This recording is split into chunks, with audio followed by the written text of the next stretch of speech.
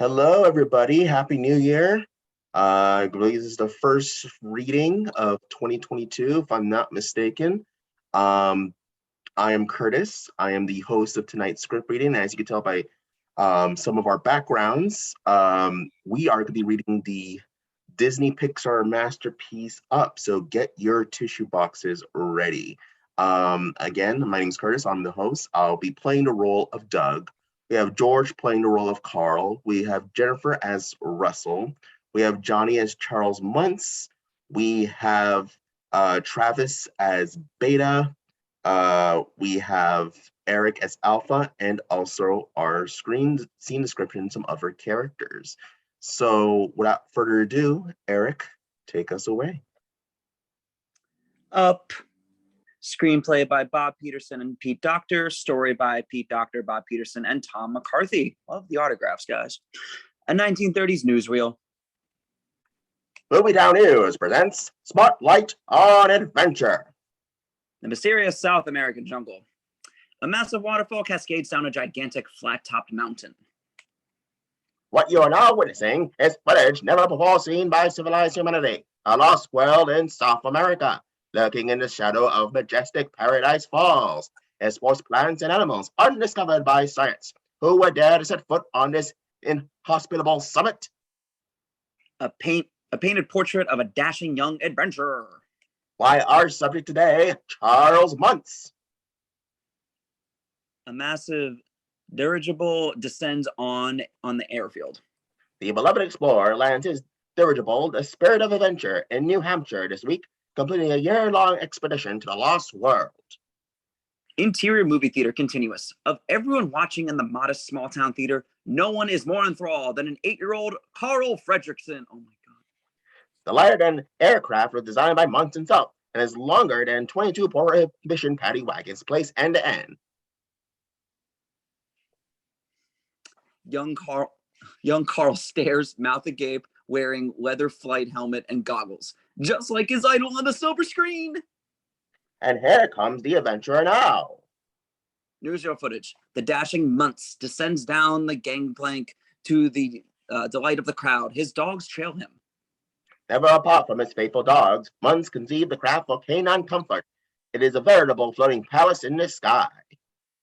An opulent dining room. Complete with doggy bath and mechanical canine walker.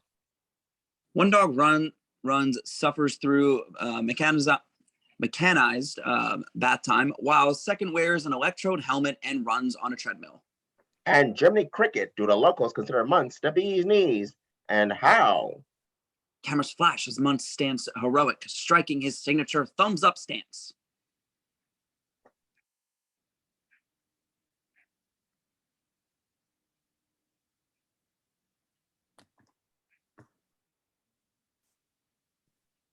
Adventures out there. In the theater, young Carl returns the thumbs up. But what has Muntz brought back this time? Muntz speaks to a crowded auditorium on stage beside a curtained object.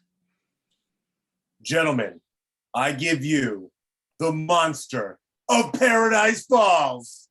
He pulls away the drape to reveal a giant bird skeleton. Ooh. Young Carl leans forward, eyes bulging. And golly, what a swell monster this is. Well, what's this?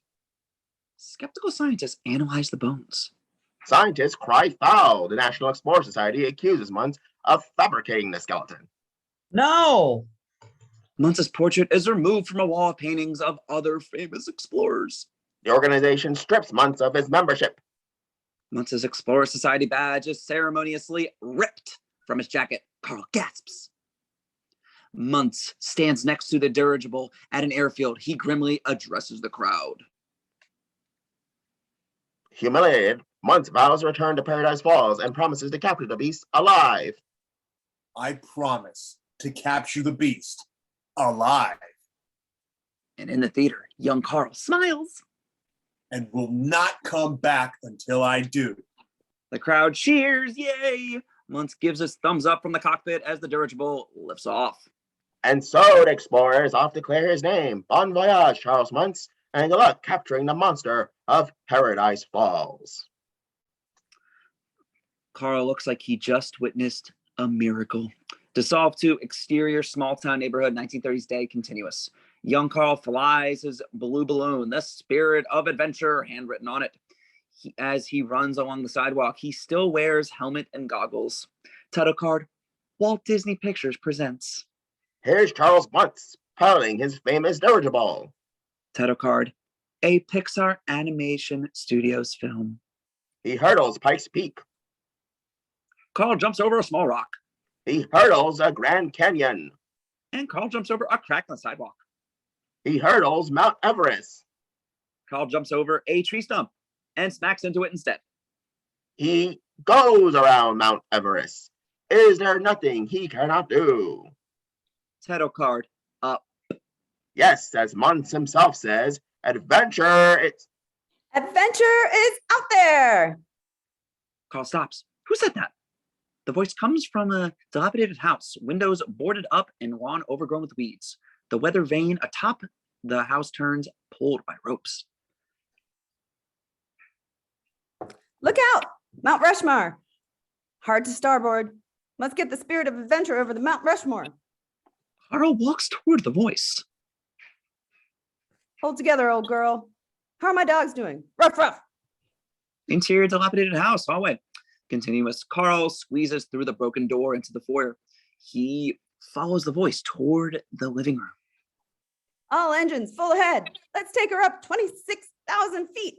Rudders 18 degrees towards the south. Interior dilapidated house, living room, continuous. Carl rounds the corner to see Ellie, an 8-year-old girl, her mussy red hair barely visible beneath her flight helmet and goggles. Barefooted, her overalls are patched and dirty. The old house has been transformed into a make-believe dirigible cockpit. Ellie steers the wheel made from a rusty old bicycle. It's a beautiful day. Winds out of the east at 10 knots. Visibility unlimited. Enter the weather in the logbook. The navigator, her hamster, skitters in its cage. Ellie uses the 2 tied Coke bottles as binoculars. Oh, there's something down there. I will bring it back for science. Oh, it's a puppy. Carl is distracted by the Muntz newspaper clippings taped to the wall. No time. A storm. Lightning. Hail. Ellie pops up in front of Carl. What are you doing? Carl screams. He lets go of his balloon. It floats through a broken part of the ceiling and disappears. Ellie circles Carl accusingly. Don't you know this is an exclusive club? Only explorers get in here. Not just any kind of kid off the street with a helmet and a pair of goggles. Do you think you got what it takes? Well, do you? Carl thumpers. All right, you're in. Welcome aboard. She offers her hand. Carl looks down, embarrassed. What's wrong? Can't you talk? Carl is frozen. Ellie softens.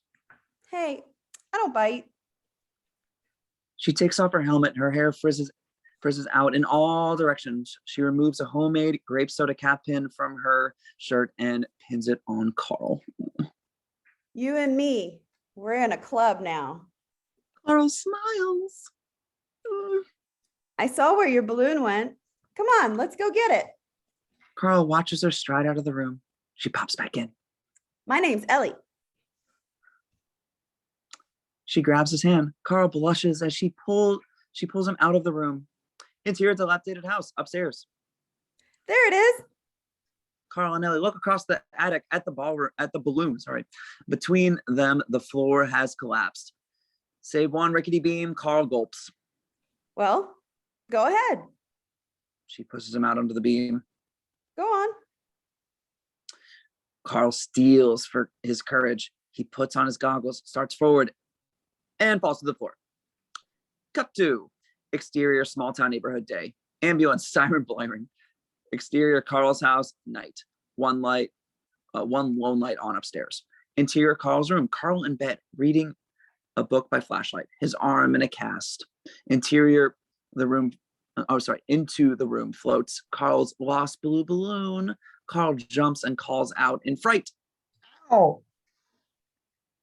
And it pops out from outside the open window. Hey, kid. Carl screams, hitting himself in the face. with the cast.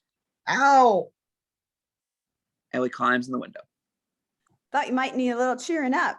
I got something to show you. Interior calls room moments later. The two hunker under a blanket tent with a flashlight. Ellie whispers, as if to protect a national secret.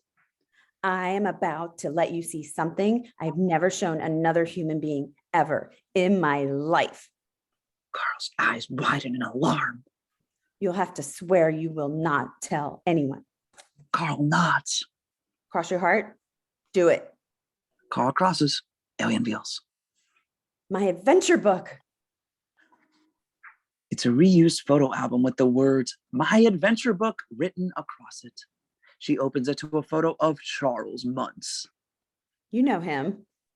Carl smiles excitedly. Charles Muntz, explorer. When I get big, I'm going where he's going, South America. She turns the page to a map. It's like America, but South. Want to know where I'm going to live? She turns to an engraving of a large waterfall. A small hand-drawn picture of Ellie's clubhouse is glued to the top. Paradise Falls, a land lost in time. I ripped this right out of a library book. Carl gasps in horror. I'm going to move my clubhouse there and park it right next to the falls. Who knows what lives there? And once I get there, She flips through her book, revealing a page marked "Stuff I'm Going to Do." Past that, the pages are blank. well, I'm saving these pages for all the adventures I'm going to have. Only I just don't know how I'm going to get to Paradise Falls. Ellie closes the book, disappointed. Carl has a thought. He looks at his toy dirigible. That's it. You can take us there in a blimp. Swear you'll take us. Cross your heart. Cross it. Cross your heart. Carl does. Good. You promise. No backing out. Carl shakes his head. Nope. Well, see you tomorrow, kid. Bye. Ellie hops up and jumps out of the window. Adventure is out there. She pops back in. You know, you don't talk very much. I like you. Carl looks out of the window after her. Nope, sorry. Carl looks out of the window after her in amazement. He rests his head on his balloon. Wow. Ooh, Carl pops. I mean, the balloon pops. Sorry. Here we go. Cut to interior church day. Flash. A photo is taken of the wedding couple. Carl and Ellie, now 19. She jumps at him and gives him a big kiss. Ellie's side of the church erupts like wild frontiersmen. A gunshot is fired in the air. Carl's side, rigid Puritans in black, clap politely. Exterior dilapidated house day. Carl carries her past a sold sign. It's the same house where they met as kids. Exterior Carl and Ellie's house day. Still in their wedding clothes. She saws as he hammers. Interior Carl and Ellie's house, living room day. They push two chairs into the place side by side in the living room. Exterior Carl and Ellie's house day. Ellie finishes painting Carl and Ellie on their mailbox. Carl leans in to admire her work, but leaves a messy paint handprint on the mailbox. Oh well. Ellie adds her handprint as well. They smile. Exterior Carl and Ellie's house day. Their house now matches Ellie's colorful clubhouse drawing from her childhood adventure book. Exterior rural hillside day. They run up a hillside together. They lie side by side on a picnic blanket. She describes the clouds. He watches as a cloud transforms into a turtle. Carl closes his eyes and smiles. He's lucky to be with her. Exterior zoo day. Ellie emerges from the South America house, dressed in her zookeeper's uniform. Carl shows off his new balloon card and uniform. Behind him, the balloons lift his card off the ground. Carl jumps to catch it. She giggles. Also, she had birds on her arm as well. Interior, Carl and Ellie's house, living room day. Carl and Ellie sit side by side in their chairs reading. Without looking up from their books, they hold hands. Exterior, rural hillside day. Again, at their picnic spot, they watch clouds. Ellie sees an elephant with wings. Carl gives it a try and points out a baby. Ellie lights up excited. She sees all the clouds as babies. Carl is stunned, but smiles. Interior, Carl and Ellie's house day, baby room day. Ellie finishes painting a wall mural of a stork carrying a bundle in its beak. Carl hangs a mobile above the crib. Oh, God. Interior doctor's office afternoon. Carl touches Ellie's shoulder as the doctor explains. Ellie drops her head in her hands.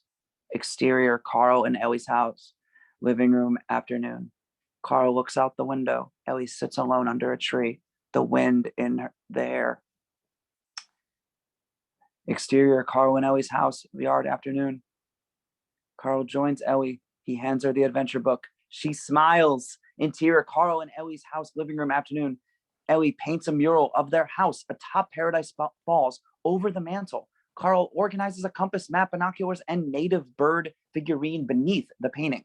It's their shrine to adventure. Interior, Carl and Ellie's house. Living room afternoon. Carl sets a jar on a table. Paradise Falls written on it. Ellie drops in a few coins. She looks at Carl and crosses her heart. Carl crosses his. A series of shots. The jar slowly fills as Carl and Ellie toss in spare change. Their car blows a tire. The two stand by their jar, reluctant, and Carl breaks the jar. New tire. Carl in the hospital with a broken leg, breaking the jar. A storm rages, a tree falls, crushing the roof, breaking the jar. Interior, Carl and Ellie's house, front hall, morning. Carl struggles to tie his tie. Ellie helps. They walk out the front door, arm in arm. Interior, Carl and Ellie's house, front hall, 3 years later. Ellie struggles to tie Carl's tie as they rush out the door. A series of shots as Ellie straightens Carl's ties. Stylish 1950s ties, wide 60s ties, paisley 70s ties. Interior, Carl and Ellie's house, front hall, 30 years later. Older Carl and Ellie smile at themselves in the hall mirror. Exterior day, Carl in his 60s. They still look happily side by side at the zoo. Carl's cart lifts off the ground. He casually leans an elbow against it. Interior, Carl and Ellie's house, living room, night. Carl and Ellie dance in the evening candlelight. The Paradise Falls jar sits off to the side, now dusty and forgotten. Interior, Carl and Ellie's house, living room, window, afternoon. Carl cleans the inside of the window. Ellie cleans the outside. Interior, Carl's house, living room, afternoon. Carl vacuums the adventure shrine on the mantle. Carl smiles at a photo of Ellie as a child, wearing her flight helmet and goggles. He looks up at the mural of their house at Paradise Falls. His smile fades. Behind him, Ellie sweeps the floor. Their dream has gone unfulfilled. Light bulb. Carl has an idea. Exterior, travel agency day. Carl buys 2 tickets to South America. Exterior, Royal Hillside afternoon. Carl hurries excitedly up the picnic hill. He hides the airline tickets in his basket. Behind him, Ellie falters and falls. She tries to get up, but falls again. Something is wrong. He runs to her. Interior, hospital room day. Ellie lies in a hospital bed. She looks through her adventure book. A blue balloon floats into the room. Carl stands at the door. He smiles and walks to her bedside. Ellie pushes her adventure book toward him. She weakly pats his cheek and adjusts his tie. He kisses her forehead. Interior, church afternoon. Carl sits alone next to a huge bouquet of balloons. Exterior, Carl and Ellie's house, dusk. Carl walks into the house holding a single blue balloon. Fade to black. Interior, Carl's bedroom, morning, several years later. Dun dun dun. And an alarm clock buzzes. An aged hand shuts it off and picks up the nearby glasses. Carl sits alone in his double bed. He rubs his face, grunts. He gets out of bed, stretching, grunting, and cracking bones. He grabs his cane with 4 tennis balls stuck to the bottom spokes. Interior, Carl's staircase later. Now dressed, Carl rides his elderly assistant's chair down the staircase. This takes a long, long time. Dun dun dun dun dun dun. 3/4 of the way down, the chair stops. He bangs the armrest and the chair restarts. Dun dun dun dun dun dun dun dun dun. Interior, Carl's kitchen later. Carl eats breakfast by himself. Interior, Carl's living room later. Carl cleans the window with a cloth. His lonely reflection stares back at him. Interior, Carl's living room later. Carl dusts the mantle and shrine to adventure. Interior, Carl's house, front hall later. He looks in the hall mirror. He puts on his hat and considers his reflection. He straightens his grape soda pin. Exterior, Carl's house porch continuous. Many locks are heard unlocking from the inside. The door opens but bangs against the safety chain. Carl grumbles in frustration. Carl opens the door, walks onto the porch, pulls the door shut, and looks as if he's about to go somewhere, and he sits in his porch chair. Exterior, Carl's neighborhood continuous. Carl's house in the lone surviving square on the block, not under construction. Machinery workers circle busily. High-rise buildings are being erected all around. Exterior, Carl's house, porch morning. Carl looks at the activity around him. Quite a sight, huh, Ellie? Oh, mail's here. Carl walks to the mailbox.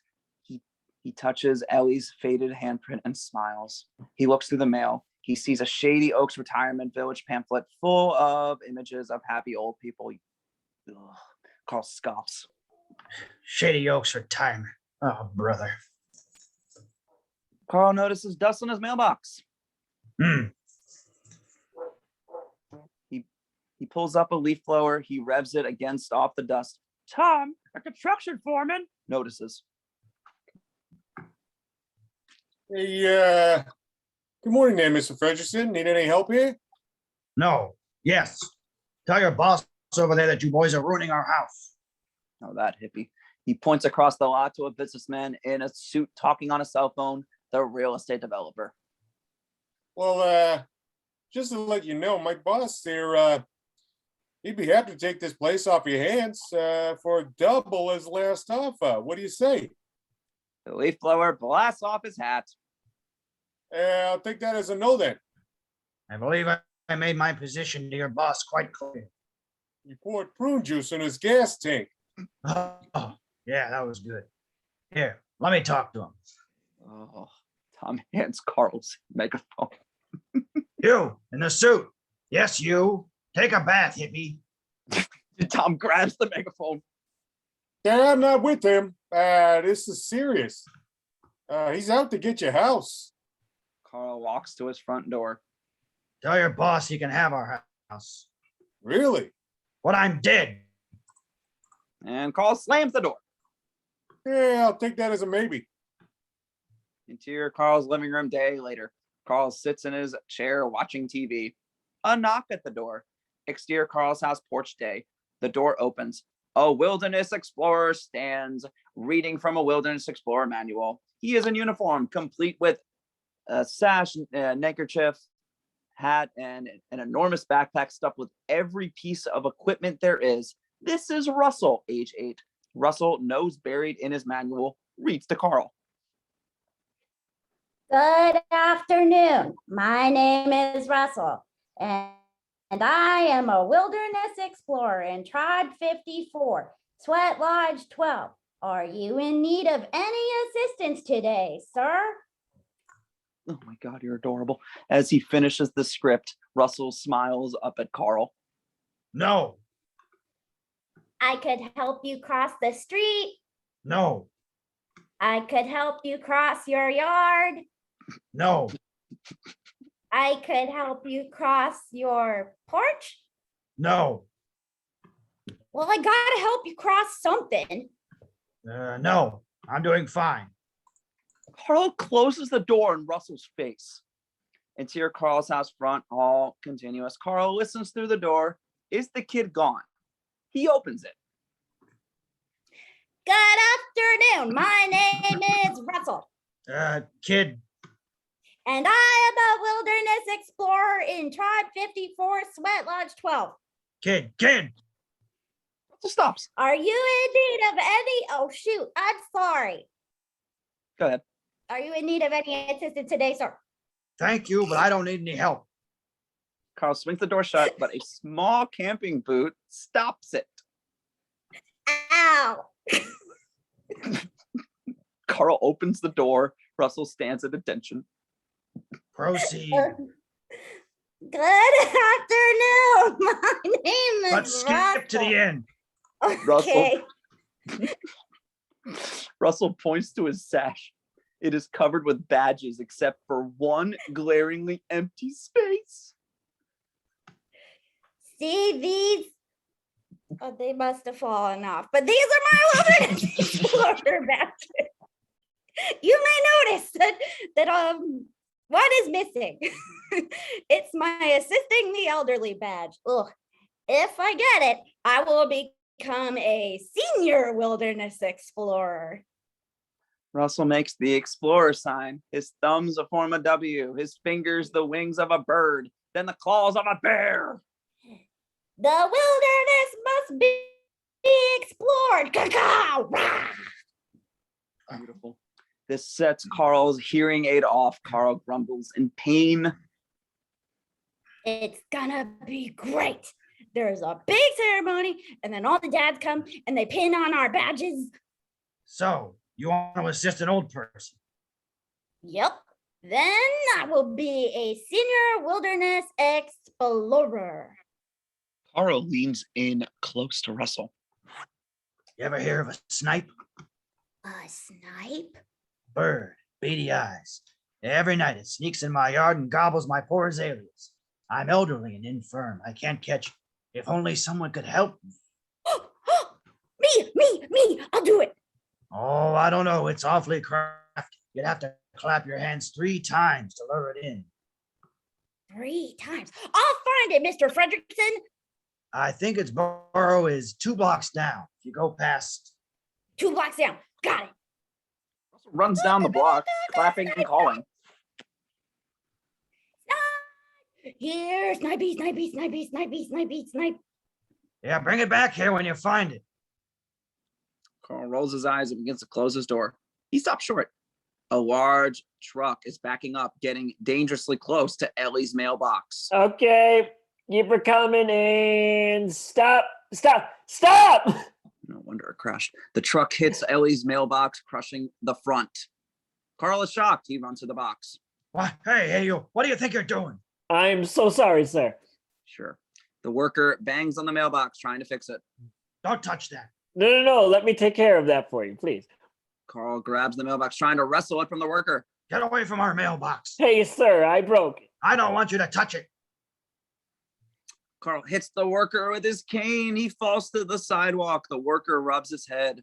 Blood. Carl backs up toward his door, cradling his mailbox. What has he done? Passerby stare. Workers gather, as does the hippie real estate developer. Carl backs into the house. Interior Carl's living room. Carl shuts the door. He closes the curtains. He peeks out the window. The injured worker is helped to his feet. A police car pulls up. The douche real estate developer looks toward Carl's house. His hand rests on Carl's fence. Interior courthouse hallway. Day. Carl sits alone on a bench holding a court summons. Interior courtroom day. A guard opens the door. Carl enters. The real estate developer watches him enter. Go to hell. Exterior Carl's house, late evening. A police officer drops Carl at the front gate. Sorry, Mr. Fredrickson. You don't seem like a public menace to me. Take this. She hands him a pamphlet for Shady Oaks Retirement Village. The guys from Shady Oaks will be by to pick you up in the morning, okay? The officer drives off, leaving Carl alone. Carl faces the house. He touches Ellie's dented mailbox. What do I do now, Ellie? Interior, Carl's house hallway night. All is quiet, but the slow ticking of the clock, the empty hall, the front hall mirror, the kitchen. Interior Carl's house closet. Carl pulls out a suitcase. A book tips over, Ellie's adventure book. Interior Carl's house living room. Carl sits in his chair, slowly paging through the book. He turns to the page marked, Stuff I'm Going to Do. He closes the book and sighs. Carl looks at the adventure shrine and the painting of their house by Paradise Falls. He holds the Shady Oaks pamphlet. Carl's brows furrow. He looks up at the shrine and crosses his heart. Exterior Carl's house night.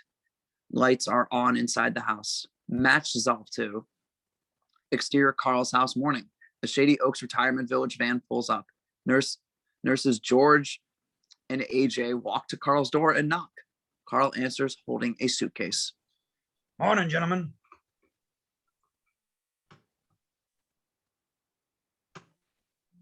Sorry. Uh, Good morning, Mr. Frederickson. You ready to go? Ready as I'll ever be. Would you do me a favor and take this? Carl hands over his suitcase. I'll meet you at the van in just a minute.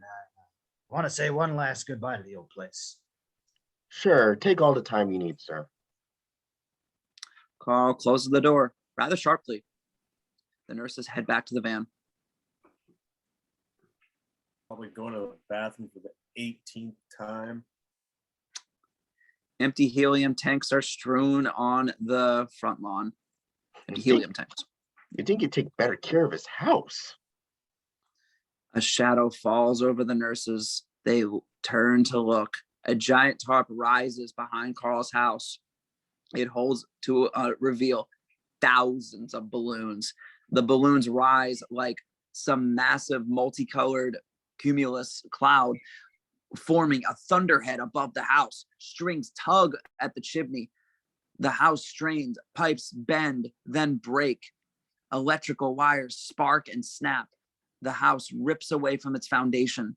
The nurses duck and yell at the house, soars over them. Carl looks out at the window and laughs.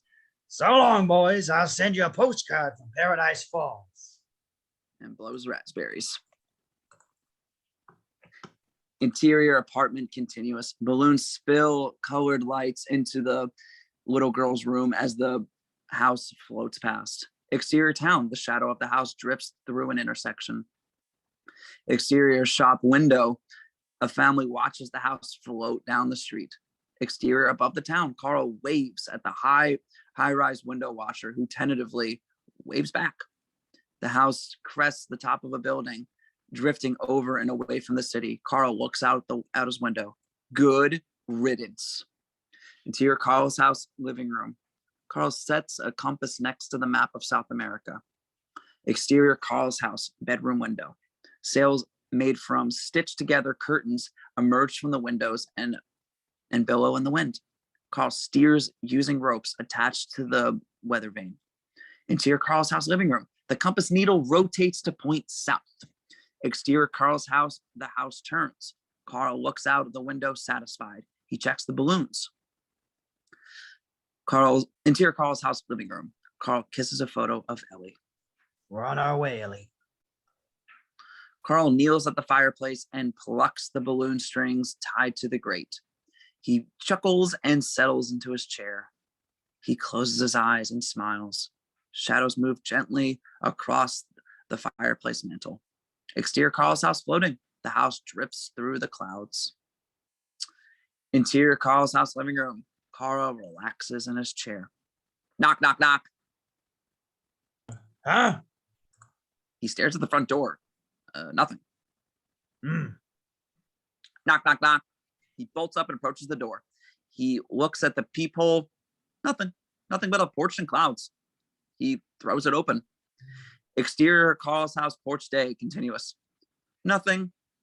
He looks left. Nothing. He looks right. Russell. He looks. Russell! Hi, Mr. Frederickson. It's me, Russell. What are you doing out here, kid? Russell is plastered up against the wall, terrified and holding on for dear life. I found the snipe and I followed it under your porch, but this snipe had a long tail and looked more like a large mouse. The flag on Russell's backpack blows off and falls to the clouds. Please let me in. No. Carl slams the door, leaving Russell alone. Oh, beat. Door opens again. Oh, all right, you can come Russell runs into the house past Carl. in. Interior Carl's house hallway continues. Russell pants, panicked. He looks into the living room. Huh. I've never been in a floating house before. Carl follows Russell into the living room. Russell chuckles and points at the photo of young Ellie. Goggles. Look at this stuff. Russell finds Ellie's house drawing sitting on the pages of the open atlas. Wow, you going on a trip? Paradise Falls, a land lost in time. Are you going to South America, Mr. Frederickson? Carl takes the page and puts it in his pocket. Don't touch that. You'll soil it. You know, most people take a plane, but you're smart because you'll have all your TV and clocks and stuff. Russell runs over to the steering rig. Whoa! Is this how you steer your house? Does it really work? Kid, would you stop with the... Russell steers and the house tilts, knocking Carl back and forth. Whoa! This makes it go right, and that way is left. Let go of the... Knock it off. Whoa. Russell looks out the window in front of him. Hey, look, buildings!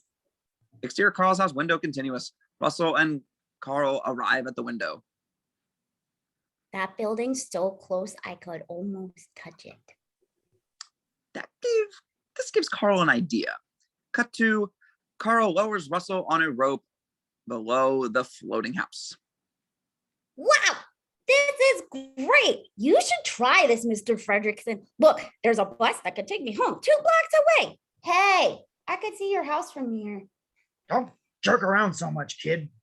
The rope slips through Carl's hands. Russell falls?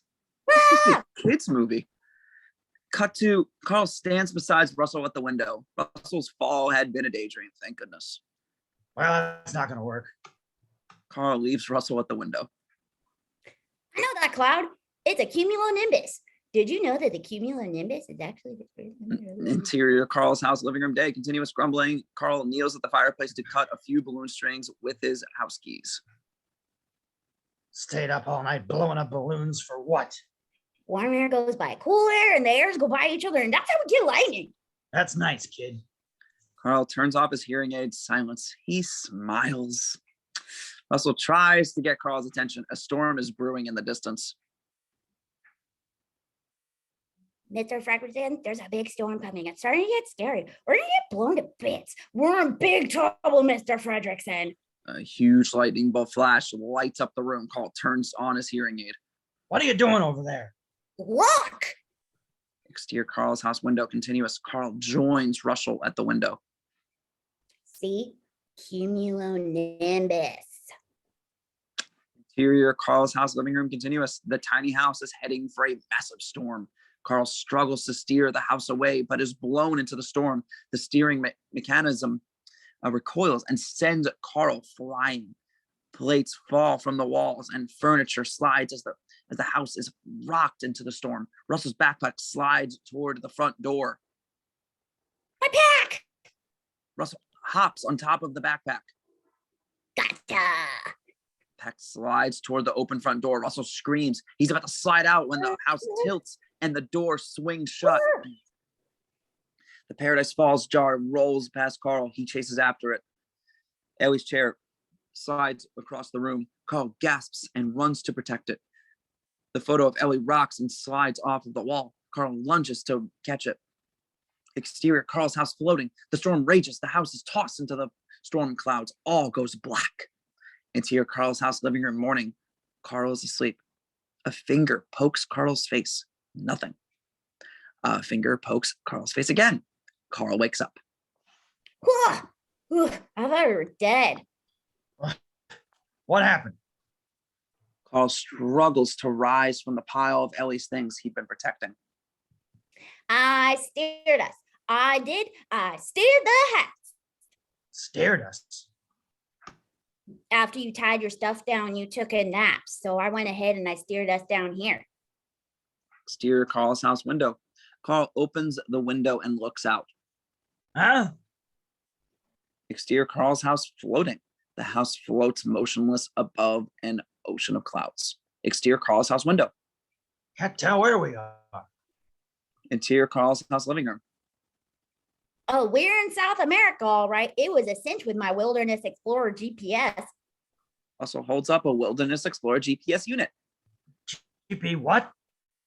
My dad gave it to me. It shows exactly where we are on the planet. With this baby, we'll never be lost.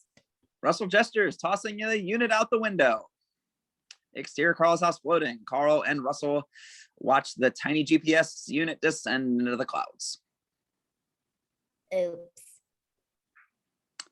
Interior Carl's house living room. Carl kneels by the fireplace and cuts at the balloon strings. We'll get you down, find a bus stop. You just tell the man you want to go back to your mother. Sure, but I don't think they have buses in Paradise Falls.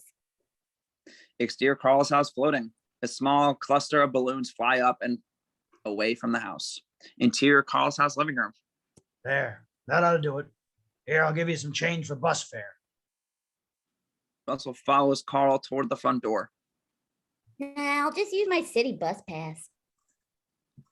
Exterior Carl's house floating. The house lowers into the fog. Whoa, that's gonna be like 1 billion transfers to get back to my house. Exterior Carl's house porch. Carl and Russell stand on the porch as the house moves down into and through thick, dark clouds. Mr. Fredrickson, how much longer? Well, we're up pretty high. Could take hours to get down. Something flashes by them in the fog. Carl leans forward. There was a building or something. Another dark object whooshes past them. Carl ducks. What was that, Mr. Fredrickson? We can't be close to the ground yet. A brief view of rocks directly below them. Carl gasps. Exterior mountain, Rockies landscape. Bam! The house crashes into the ground. Russell and Carl fly off the porch and onto the ground. They land hard. Carl's house is floating away. Carl runs after the garden hose and drags across the ground. Wait, no, don't. Carl grabs the house and is pulled up in the air. Whoa, hey. Russell jumps onto Carl's leg and the extra weight pulls them to the ground. Russell, hang on. Carl and Russell slide toward the edge of the cliff edge. Whoa! They slide toward the edge and stop. The drop is thousands of feet. Carl is terrified. Oh, walk back. Okay. Russell pulls Carl by the leg away from the cliff edge. Carl, still hanging from the hose, looks around.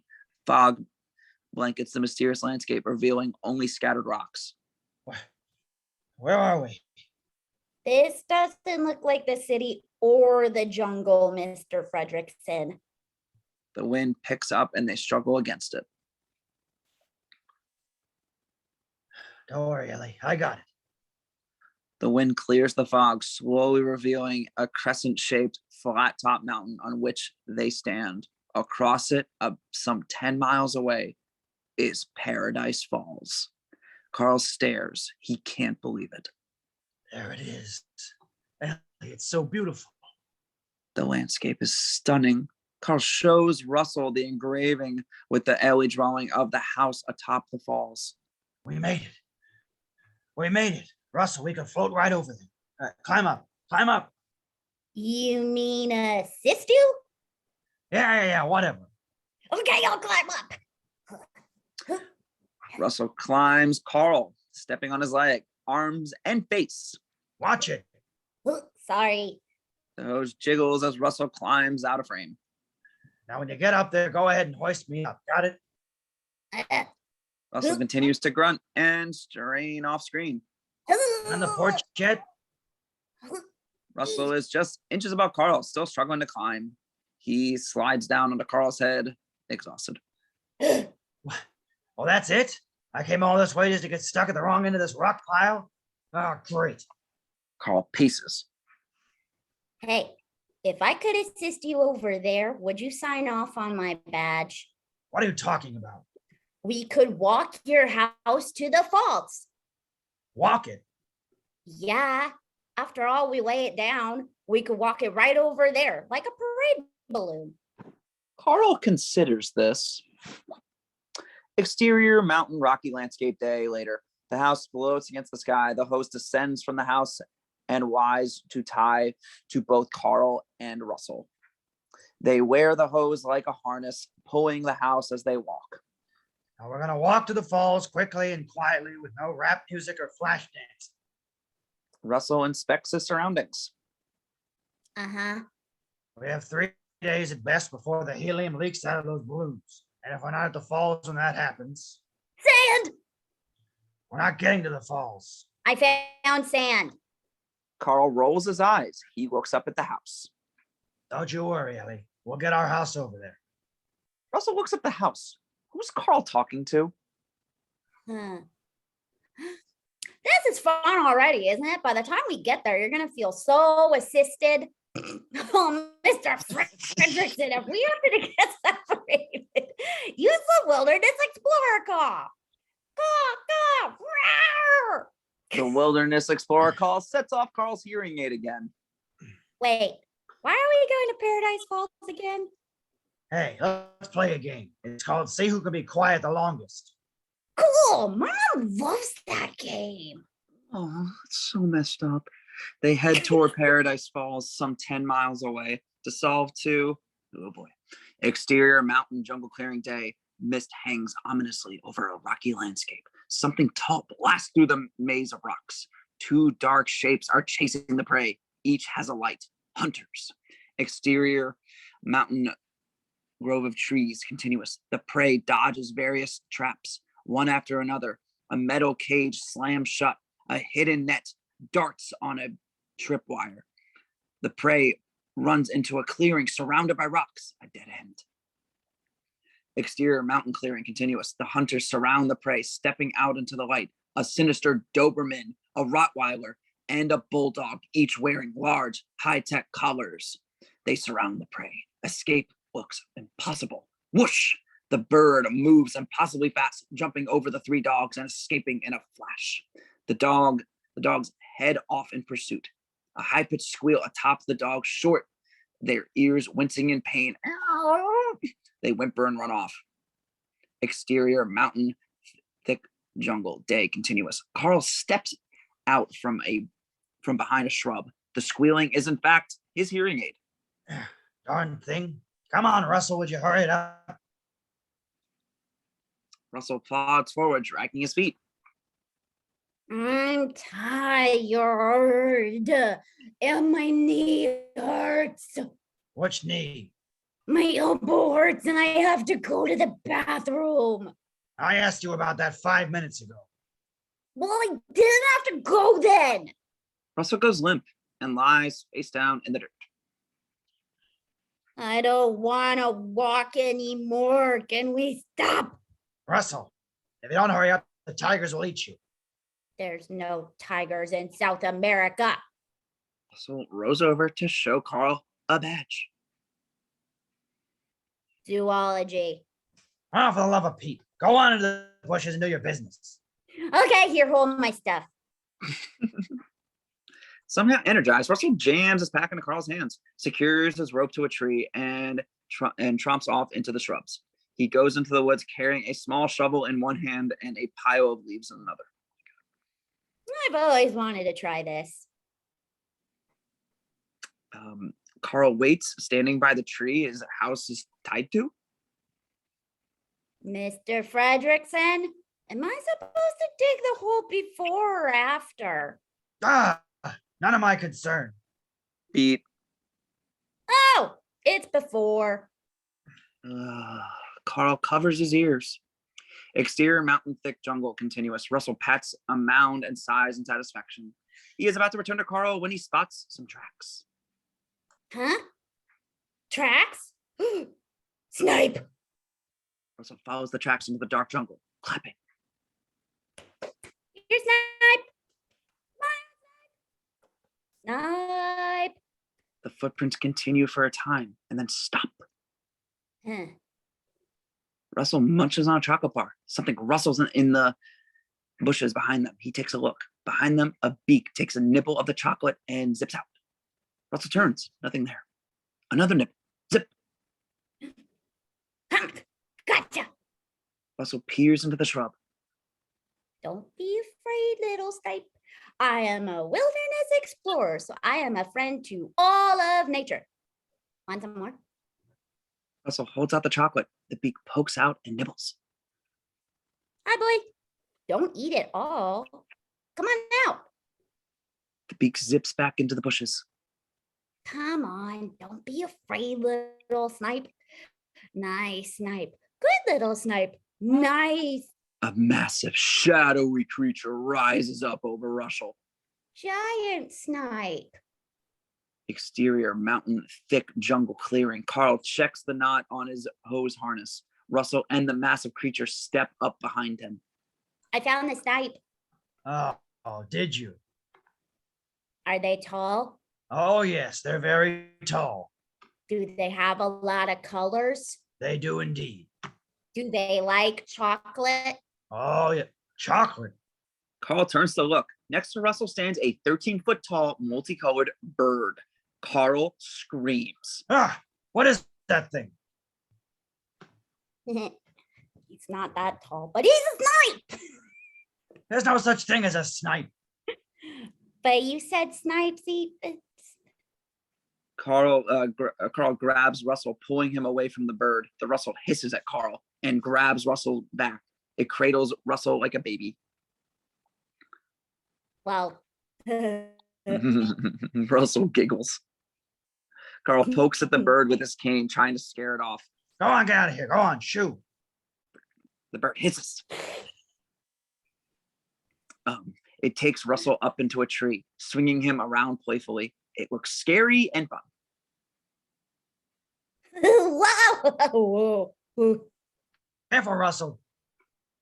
Hey, look, Mr. Frederick said it likes me. Russell. The bird grooms Russell. Hey, stop it. That tickles. Carl pokes the bird with his cane. Get out of here. Go on, get. The bird sits Russell down. It stalks Carl, hissing and ruffling its feathers. Ah, Oh, no. No, Kevin. It's okay, Mr. Fredrickson. He's nice. Pats Carl on the head. Kevin. Yeah, that's his name I just gave him. The bird pats Carl on the head with its beak. Hey, beat it. Vamos, scram. Carl waves his cane. The bird eats it. Hey, that's mine. The bird chokes and the cane comes back up. Ah, shoo, get out of here. Carl shoos the bird away. The bird mimics him. Go on, beat it. Grumbling, Carl gives up and throws his hands in the air. Ah, Bird mimics this as well. Can we keep him? Please, I'll get the food for him. I'll walk him. I'll change his newspapers. no, An explorer is a friend to all, be it plants or fish or tiny mole. that doesn't even rhyme. Yeah, it does. Also points up to the roof of Carl's house. Hey, look, Kevin. What? Get down. You're not allowed to be up there. The bird is on Carl's roof. It swallows a balloon. It pops. The bird coughs up the deflated balloon. Russell giggles. You come down here right now. The bird jumps down and hides behind Russell. Ah, sheesh. Can you believe this, Ellie? Ellie. Hey, Ellie, could I keep the bird? Uh-huh. She said for you to let me. But I told him no. I told you no. N-O. Ellie would say that. The bird hisses at Carl. Exterior mountain rocky landscape day. Carl and Russell pull the house through the mist. Russell discreetly drops chocolate pieces along the trail. The bird follows, eating. I see you back there. Oh, here he comes. It hides behind a rock, still totally visible. Go on, get out of here, shoo. Go annoy someone else for a while. I can smell you. Oh, sorry. Hey, are you okay over there? The bird dashes away. Hello? Carl and Russell look around. In the mist, some 100 feet away, they see a figure of a man. Oh, hello, sir. Thank goodness. Carl walks toward the man. It's nice to know someone else is up here. I can smell you. Carl stops. What? You can smell us. I can smell you. As they get closer, they realize the man is, in fact, a rock. Hey, You were talking to a rock. Russell points to another rock shape. Hey, that one looks like a turtle. Sure enough, Look at that one. That one looks like a dog. the rock, quote unquote, walks forward. it is a dog. It is a dog. Sorry, what? Oh, we're not allowed to have dogs in my apartment. The dog nuzzles Russell, who nervously pets it. Hey, I like dogs. We have your dog. Wonder where he belongs to. Sit, boy. The dog sits. Hey, look, he's trained. Shake. The dog raises his paw and Russell shakes it. Uh-huh. Speak. Hi there. Carl and Russell freeze. What? Did that dog just say hi there? Oh, yes. Carl jumps back. My name is Doug. I have just met you, and I love you. Doug jumps up onto Carl. What? Doug wears a high-tech collar. The dog's thoughts come out of it as words through a speaker. It can talk. Unfortunately, it talks nonstop. My master made me this collar. He is a good and smart master, and he made me this collar so that I may talk smart. Doug stares transfixed at a tree. Also on. My master is good and smart. It's not possible. Oh, it is, because my master is smart.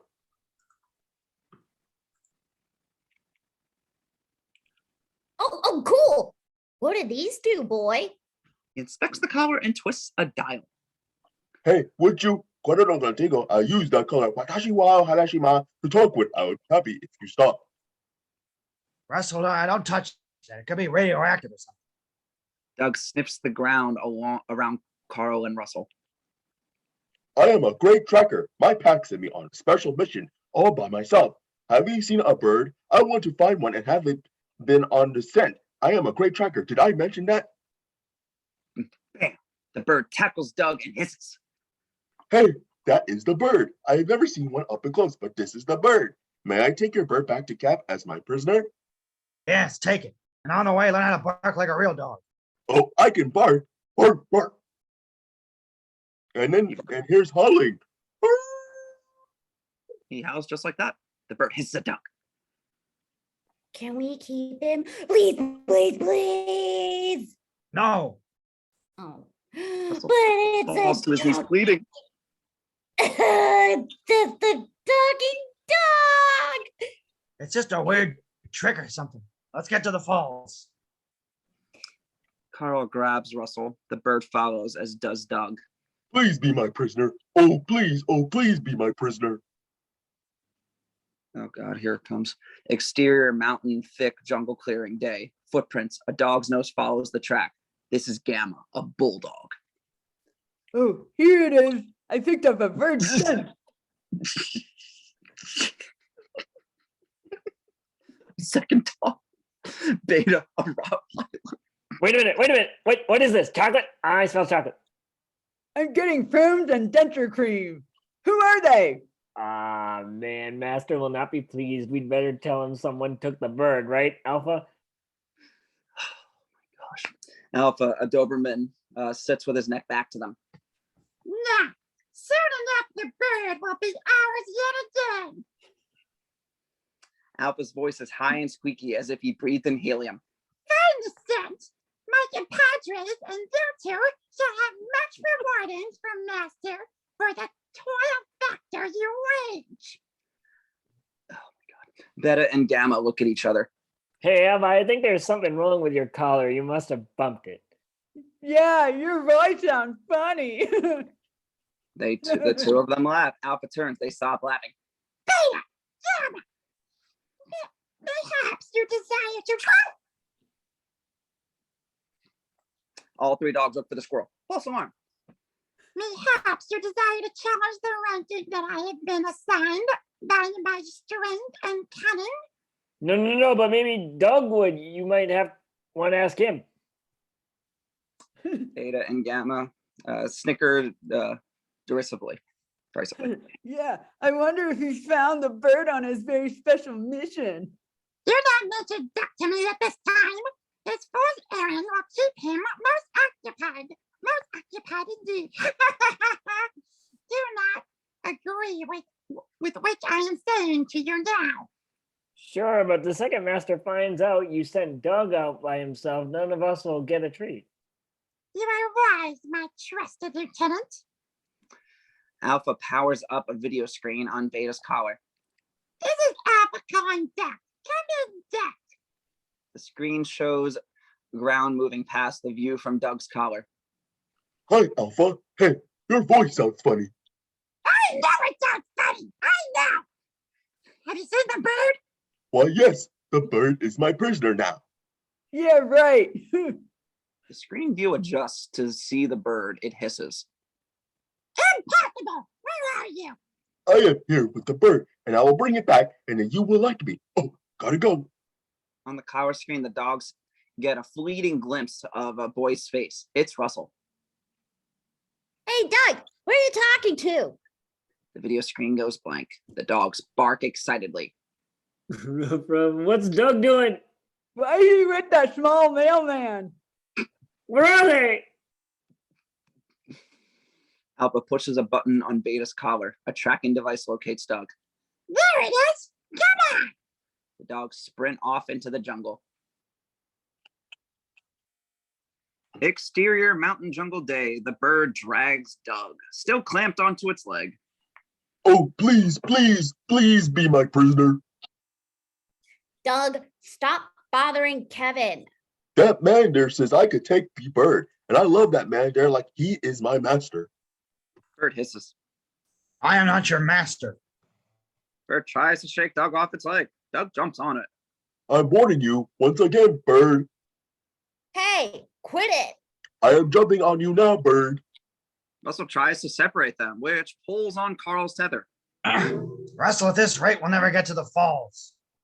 Carl pulls on the tether, knocking Russell over. Carl falls, pulling the house into the tall rocks. Smash. Carl gasps. He turns his anger to the group as a window is cracked.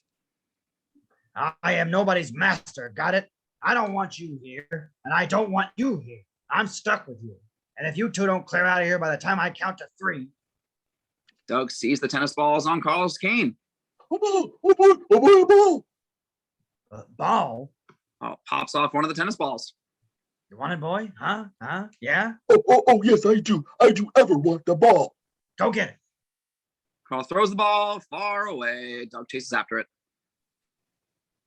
Oh, boy, I will get it and bring it back. Quick, Russell, give me some chocolate. Why? Just give it to me. Carl grabs some chocolate and waves it at the bird. Bird. Carl throws the chocolate. The bird runs after it. Carl grabs Russell and runs.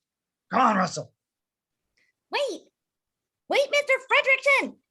Exterior mountain hillside. Carl pulls them down a slope. He slips. Exterior mountain treetops. Above the tree line, the house smashes into a tree. Ah! Exterior mountain stream. Carl and Russell crossing the river, balance on rocks. Carl slips and his foot goes into the water. Ah! Exterior mountain jungle. What are we doing? Carl pushes through thick jungle leaves. Bugs buzz around them. Exterior mountain steep hillside. Carl climbs up the hill. He falls over a dead branch. Hey, we're pretty far now. Kevin's gonna miss me. Exterior mountain jungle clearing continuous. They climb over a ridge. Doug and the bird are nowhere in sight. Carl sits down on a rock, breathing hard. I think that did the trick. He turns. Doug, with the ball in his mouth. Hi, master. Afternoon. Carl turns the other way. Kevin, the bird. It honks at him. Doug drops the slobbery ball on Carl's lap. Exterior mountain, flat, rocky area night. A clap of thunder, lightning flashes reveal rain pouring down on the house. Beneath it, Carl and Russell are kept dry, sitting around a pathetic, flickering campfire. Carl looks at Doug, asleep, wrapped around the bird's leg. He rolls his eyes and looks up at the house. Well, thanks for keeping us dry anyway, Ellie. Which one's the front? Russell struggles to set up the tent. He reads his manual. Is this step 3 or step 5? Carl rolls his eyes at Russell's ineptness. There. Russell struggles with the tent pole, trying to winch it into place. Carl can't watch. An off-screen smack. Russell walks to Carl. Miraculously, he looks unscathed. And then, Russell turns, revealing a large red welt on his face. that's for you. Boing! The tent pole springs loose, catapulting the tent over the cliff. Oh, tents are hard. Wait, aren't you super wilderness guy with the GPMs and the badges? Yeah, but can I tell you a secret? No. All right, here goes. I never actually built a tent before. There, I said it. You've been camping before, haven't you? Well, never outside. Well, why didn't you ask your dad how to build a tent? I don't think he wants to talk about this stuff. Why don't you try him sometime? Maybe he'll surprise you. Well, he's away a lot. I don't see him much. He's got to be home sometime. Well, I called, but Phyllis told me I bug him too much. Phyllis, you call your own mother by her first name? Phyllis isn't my mom. Carl realizes he put his foot in it. Oh, The two sit silently together, watching the fire. But he promised me he'd come to my explorer ceremony to pin on my assisting the elderly badge so he can show me about tents then, right? Carl studies Russell's sad optimism. He looks at the missing badge on Russell's sash. hey, why don't you get some sleep? Don't want to wake up the traveling flea circus. Doug nuzzles around the sleeping bird's leg. Mr. Fredrickson, Doug says he wants to take Kevin prisoner. We have to protect him. Russell yawns and lies down on the rock next to Carl. Can Kevin go with us? All right, he can come. Promise you won't leave him? Yeah, Cross your heart? Carl looks down at Russell. cross my heart. Carl sits at the campfire. The others asleep. He shakes his head and looks up at the house. What have I gotten myself into, Ellie? Dissolve to exterior mountain flat rocky area morning. A frog sits next to Carl's glasses. It croaks. Carl's hand smacks it like an alarm clock. The frog hops away. Carl rises, looking up at the house. Morning, sweetheart. The balloons on the house are wilting. We better get moving. He scans the camp. The bird's gone. Bird's gone. Maybe Russell won't notice. All right, everybody up. Russell sits up the snort.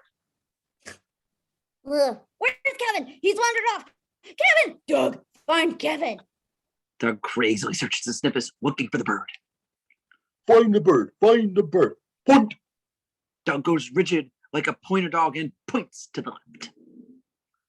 Oh, look, there he is. Russell points to the right. The bird is on top of Carl's house. Doug turns around. Point. The bird has gathered a pile of food on Carl's roof. That's my food. Get off my roof.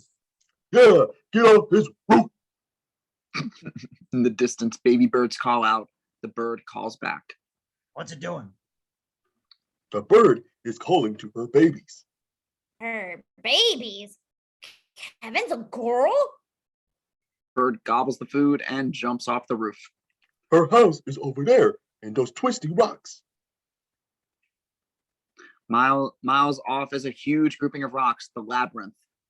The baby birds call from somewhere inside. She has been gathering food for her babies and must get back to them. The bird hugs Russell goodbye and pats Carl on the head with her beak. He is a duck. Wait, She is a duck. Kevin's just. What? Huh? What? Wait, Kevin's just leaving? But you promised to protect her. Her babies need her. Whoa, shoot. We gotta make sure that they're all together. The bird hurries off toward the labyrinth. The bird hurries off to the labyrinth. Carl gathers up the hose tether. Sorry, Russell. We've lost enough time already. Yeah. Exterior mountain, edge of the jungle. Moments later, the bird rounds a corner and hears rustling in the bushes ahead. She scampers back toward the house. Exterior mountain, flat, rocky area. Russell chews on some chocolate. This was her favorite chocolate because you sent her away. There's more for you. Carl rolls his eyes and sighs. They hear rustling from the bushes behind them. Huh? Kevin? Beta and Gamma run toward Carl and Russell, viciously barking and growling. Carl protects Russell with his cane. Doug is conflicted. Alpha walks forward and stares menacingly at Carl. He turns toward Doug.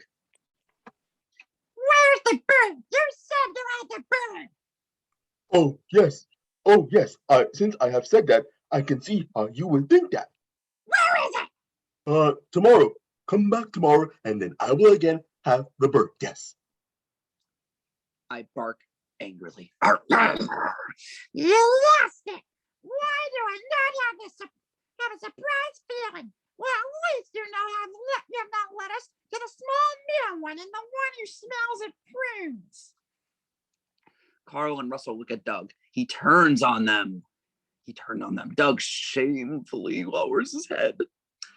Master will be most pleased we have found him, and will ask them many questions. Come! We're not going with you. We're going to the falls. Gamma and Beta bark fiercely at Carl. Get away from him. Get down. The dogs lead Carl and Russell like prisoners. Doug follows. The house is pulled after them, and on the roof, Kevin. Exterior, mountain, desolate, rocky area, day. Alpha leads Carl and Russell through a canyon. Dogs patrol the tops of the canyon walls. 4 more large dogs join the group. Carl and Russell watch warily and continue their march. They are round a bend. Before them is a massive cave opening. Exterior mountain cave entrance. The house and balloon canopy are dwarfed as the group approaches the huge cave opening. Dozens of dogs step out of the cave. Carl and Russell stop. More dogs approach from the side. Every way Carl turns, there are more dogs, growling and snarling. Dogs surround Carl and Russell, closer, closer, and from the darkness, a voice. Stay. The dogs stop. A figure peers out from the darkness. It examines Carl, Russell, and the floating house. You came here in that? Yeah. In a house? A floating house. The man laughs. Carl and Russell laugh along nervously. That is the darndest thing I've ever seen. You're not after my bird, are you? But if you need to borrow a cup of sugar, I'd be happy to oblige. The dogs laugh uproariously at the man's joke. Ha ha ha ha! Well, this is all just a misunderstanding. My dog's made a mistake. The figure walks out toward Carl into the light. Carl recognizes him. Wait, are you Charles Muntz? Well, yes. The Charles Muntz? Muntz gives him the thumbs up. Adventures out there. Carl giggles with glee. It's really him. That's Charles Muntz. It is? Who's Charles Muntz? Him. Yes, it's him. It's him. He is. I'm Carl Fredrickson. My wife and I, we were your biggest fans. Carl rushes to shake Muntz's hand. Muntz is charmed. Well, you're a good man. You're a good man of good taste. Muntz laughs at his joke. Carl joins in. You must be tired. Hungry? Uh-huh. Attention, everyone. These people are no longer intruders. They are our guests. Yeah! Dogs cheer. Oh man! I mean, How about you? I will not. Muntz walks into the cave. Carl and Russell excitedly follow, mainly Carl. Interior cave continuous. Wow. Carl's eyes adjust to the dark. Muntz's dirigible. The spirit of adventure is tethered in the cave. I'm sorry about the dogs. I hope they weren't too rough on you. We weren't. Go ahead and moor your airship right next to mine. Muntz gestures to a pylon where Carl ties off the house. Muntz and the dogs walk up the gangplank of the dirigible. Not actually going inside the spirit of adventure itself. Oh, would you like to? Would I? Carl giggles like a little boy. Wait up, Mr. Muntz. Carl and Russell follow up the ramp. Jiminy Cricket. Doug follows, but is blocked by Alpha and Beta.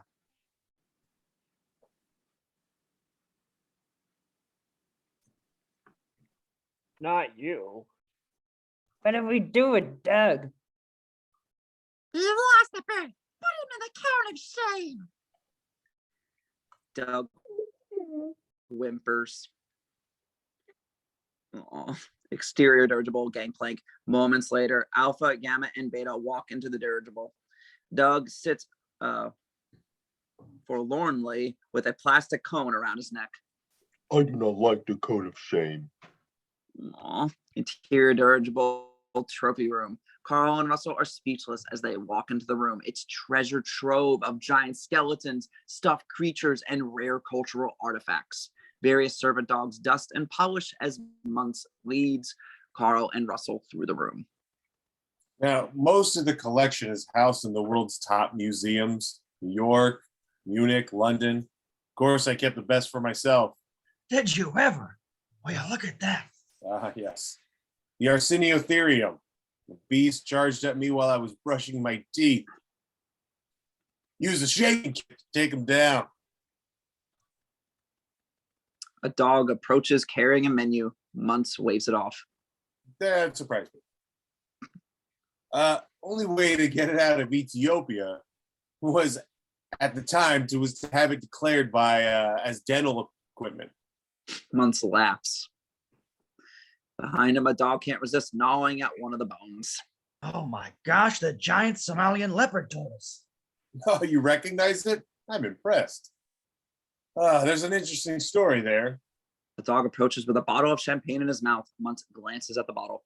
Oh, excellent choice. I found it on safari with Roosevelt. Two dogs work together to remove the cork from the bottle. Pop! They sloppily pour 2 glasses.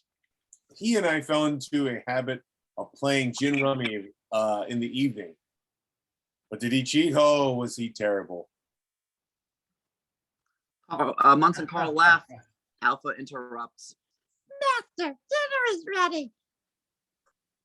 Oh dear. A broken translator. Is that loose wire again? Here you go, big fella. Thank you, master. Russell reacts. I liked his other voice better. Well, dinner is Muntz served. laughs. Right this way.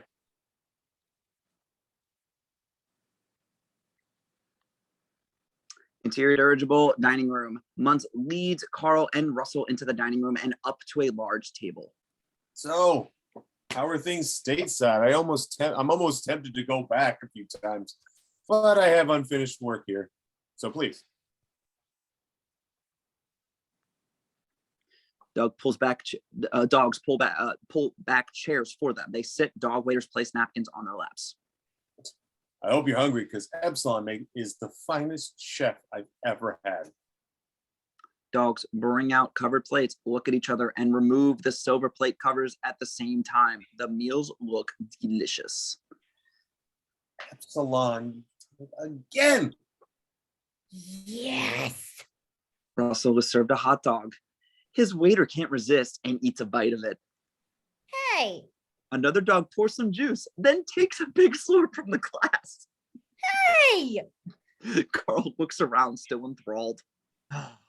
My Ellie would have loved all this. You know, it's because of you she had this dream to come down here and live by Paradise Falls. He gestures towards his house, tethered outside the porthole window.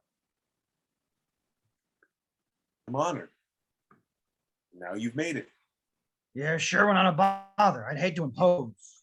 Oh, no. It's a pleasure to have guests. It's a real treat. The dogs erupt into excited barking. Treat. I want a treat. I want a treat. No, quiet. Calm down. Calm down.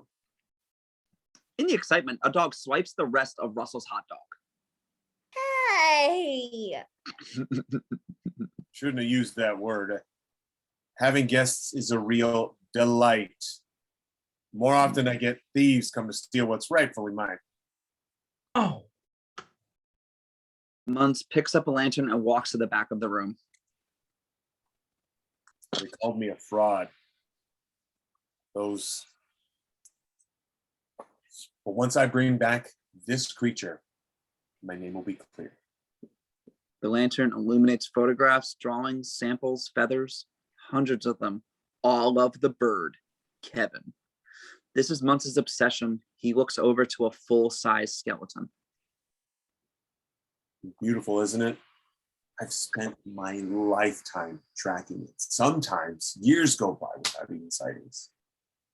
I tried to smoke it out in that deadly labyrinth where it lives. Can't go in after it. Once in, there's no way out. Lost so many dogs. Muntz is lost in reverie. Here they come, these bandits, and they think the bird is theirs for the taking. But they soon find out this mountain is a very dangerous place. Distracted, Russell finally notices the skeleton. Hey, that looks like Kevin. Kevin? Yeah, Kevin. That's my new giant bird pet. I trained it to follow us. Muntz and Alpha exchange glances. Follow you? Impossible. How? She likes chocolate. Russell holds up a chocolate bar to show Muntz. Chocolate?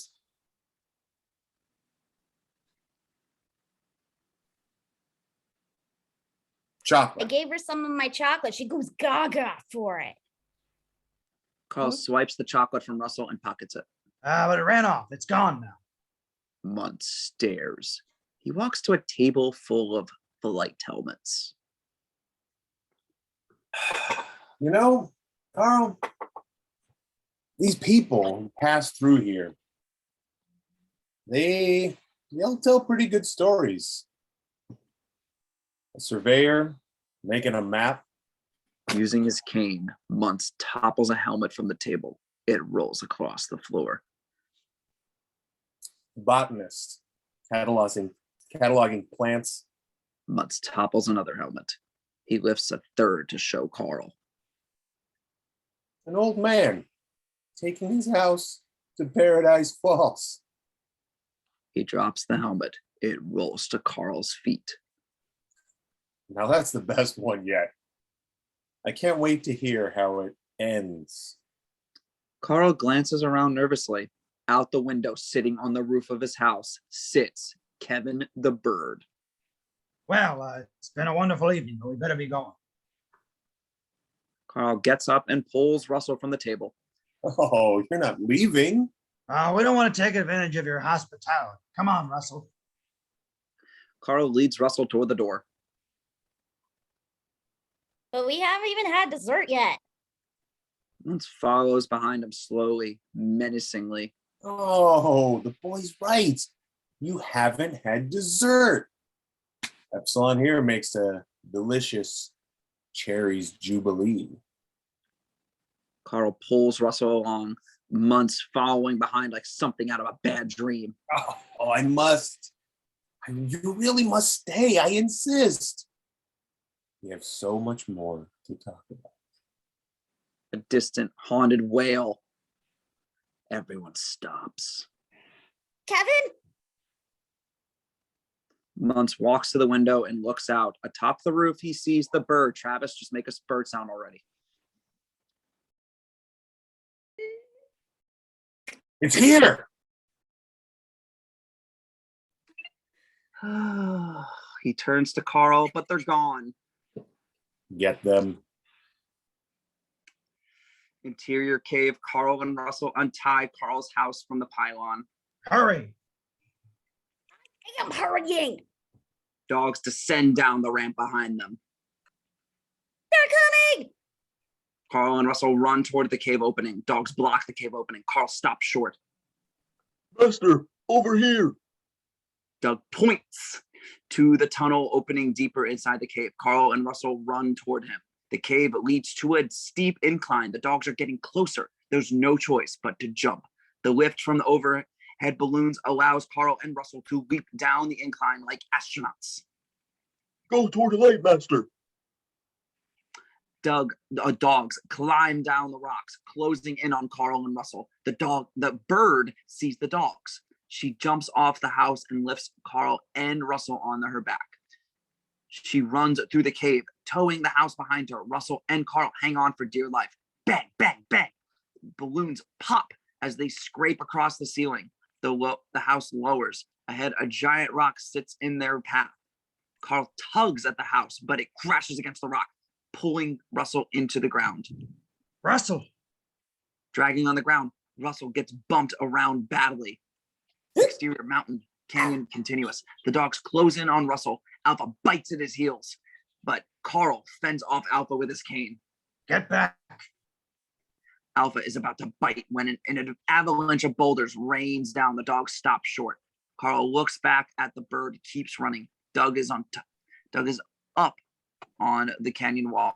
He caused the avalanche. Go on, Master. I will stop the dogs. Doug jumps down to block the path of the approaching dogs. Stop, you dogs. The dogs run around Doug. Alpha bites Doug on the neck and throws him out of the path. The bird carries Carl and Russell, dragging along behind. She rounds a corner. Russell swings out over the abyss. The bird jumps from rock spire to spire. Russell swings back and forth wildly in the air. Help! Help! Exactly like that. Give me your hand. Carl holds out his cane so that Russell can grab it, and Carl pulls him back onto the bird. Meanwhile, Doug manages to rejoin his friends, but just in time to reach the end of the line, a cliff edge. A river winds 100 feet below. Carl looks above to see the house's momentum pulling forward. Hang on to Kevin! Carl grabs onto Kevin and picks Doug up by the collar. Just as the dogs reach our gang, the house's momentum carries them across the chasm. Alpha bites the bird on the leg, but is kicked loose and falls into the river below. Carl lands hard but safely across the river chasm. The dogs are stuck on the other side. Carl painfully gets up. He looks up at his house. It's still intact. He breathes a sigh of relief. Kevin! The bird tries to stand up, but squawks pitifully and falls up back onto the ground. Russell rushes to her side. The bird's leg has been injured badly by the dog's bite. She can't stand. Russell applies a bandage. From the distant labyrinth of rocks, the bird babies call. Kevin calls back to them. Oh my God. She tries to stand but can't. Russell runs to her side. No, no, no. Kevin, stay down and stop trying to call your babies.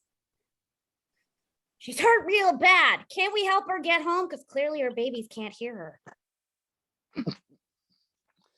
Carl looks at the bird's wounds. He looks to the rock maze, then to his house. He knows the right thing to do, but he hates himself for it. All right, we've got to hurry. Interior dirigible cockpit. Dripping wet dogs cower in front of the menacing Muntz.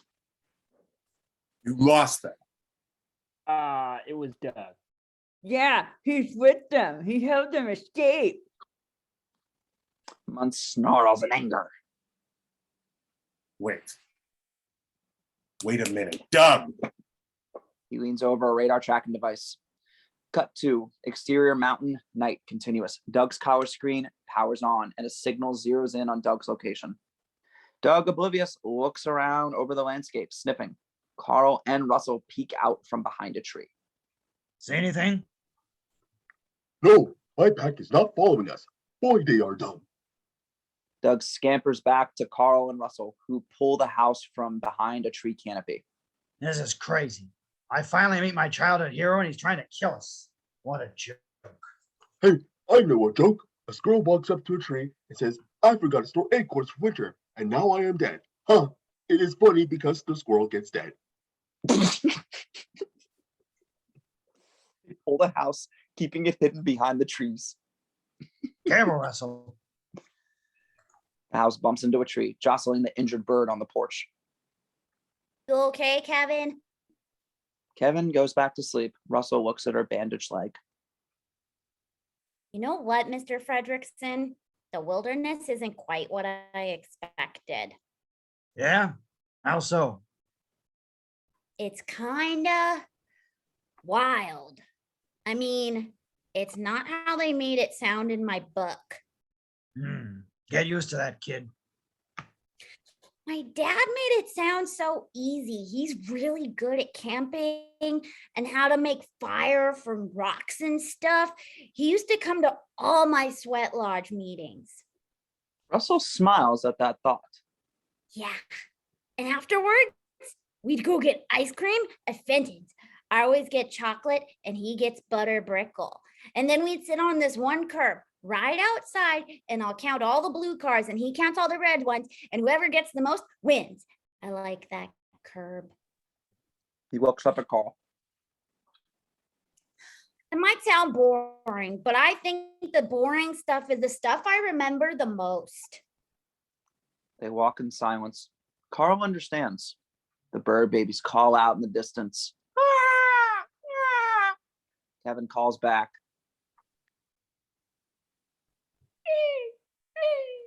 Oh, God.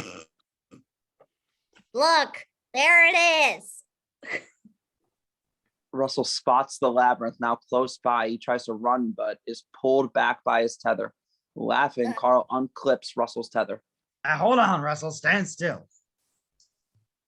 Carl ties the hose harnesses to a tree, securing the house. Russell helps Kevin off the porch, and the group run toward the labyrinth entrance.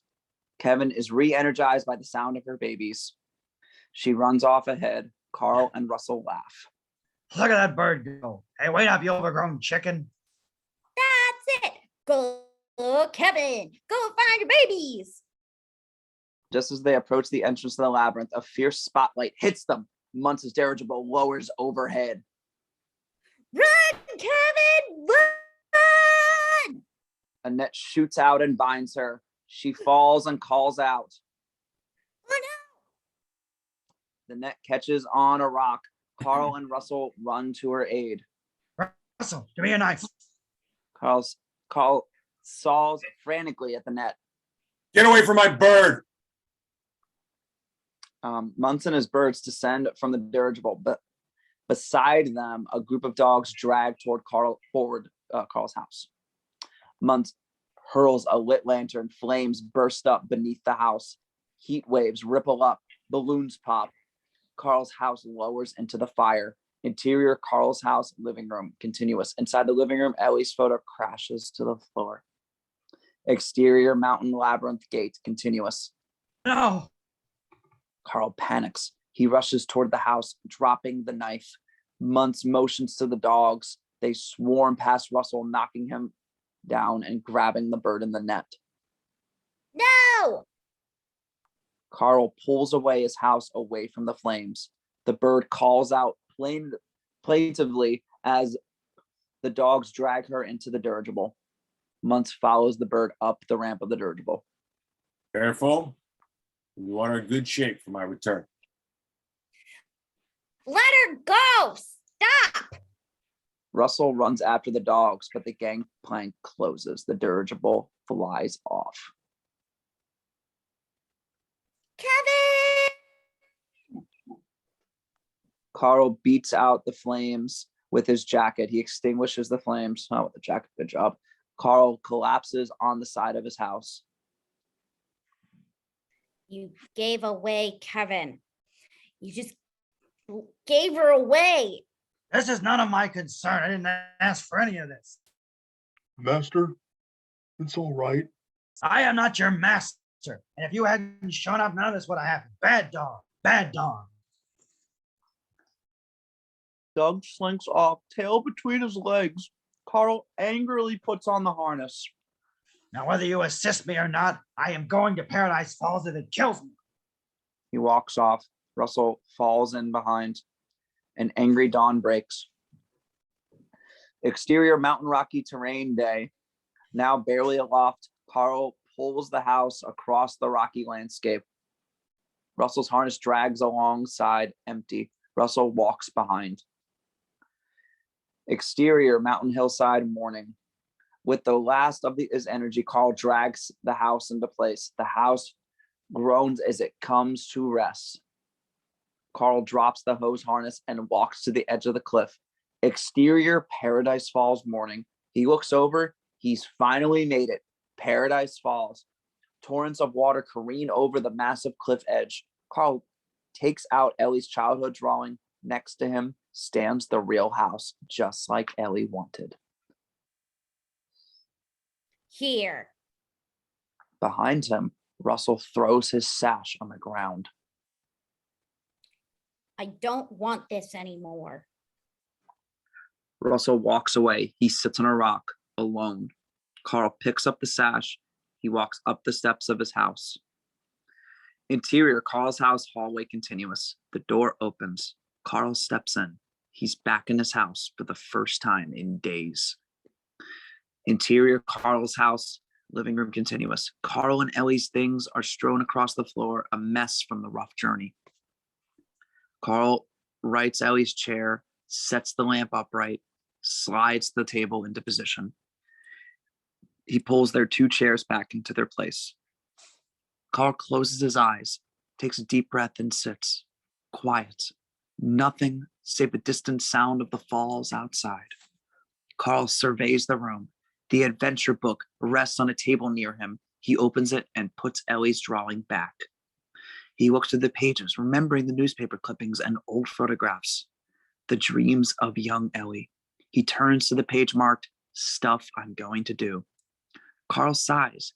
He managed to bring the house to the falls, but Ellie never made it. He closes the book, but as he does, Carl sees something he hadn't before. The blank pages at the end are no longer blank. A wedding photo of the two of them on a picnic, celebrating birthdays, another and another photos of their ordinary life together, the ups and downs. Carl's face warms. Ellie lived the life she wanted. She saw adventure in everyday life. A photo of the two of them sitting side by side together in their chairs. Beneath it, Ellie has written, "Thanks for the adventure. Now go have a new one. Love, Ellie." Carl smiles. He looks over to Ellie's empty chair. On the arm is Russell's sash. Carl picks it up. He looks to Ellie's chair. He crosses his heart. Exterior Carl's house moments later. Carl walks from the house and calls from the porch. Russell. But Russell is nowhere to be seen. A shadow crosses Carl. He looks up to see Russell floating off, hanging from a bunch of balloons. Russell. I'm going to help Kevin even if you won't. Russell fires up a leaf blower and steers himself off into the sky. No, Russell, no. Carl runs back to the house and tries in desperation to lift it. He struggles, but the house doesn't budge. The balloons have lost too much helium. Furious, he throws a chair off his porch. He lands atop the mountain rocks with a thud. This gives him an idea. Cut to the gramophone, the The gramophone smashes onto the rocky ground. Chairs, dressers, tables. Carl throws them all out of the house. Slowly, one corner of the house lifts, then another. Carl struggles to push the refrigerator from the porch. It teeters and falls. The house lifts off. Wahoo!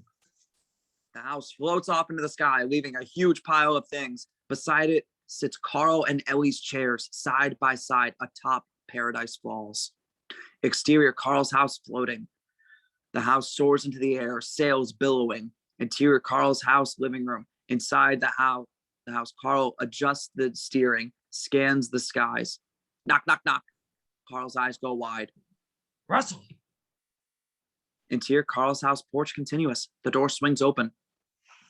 Doug!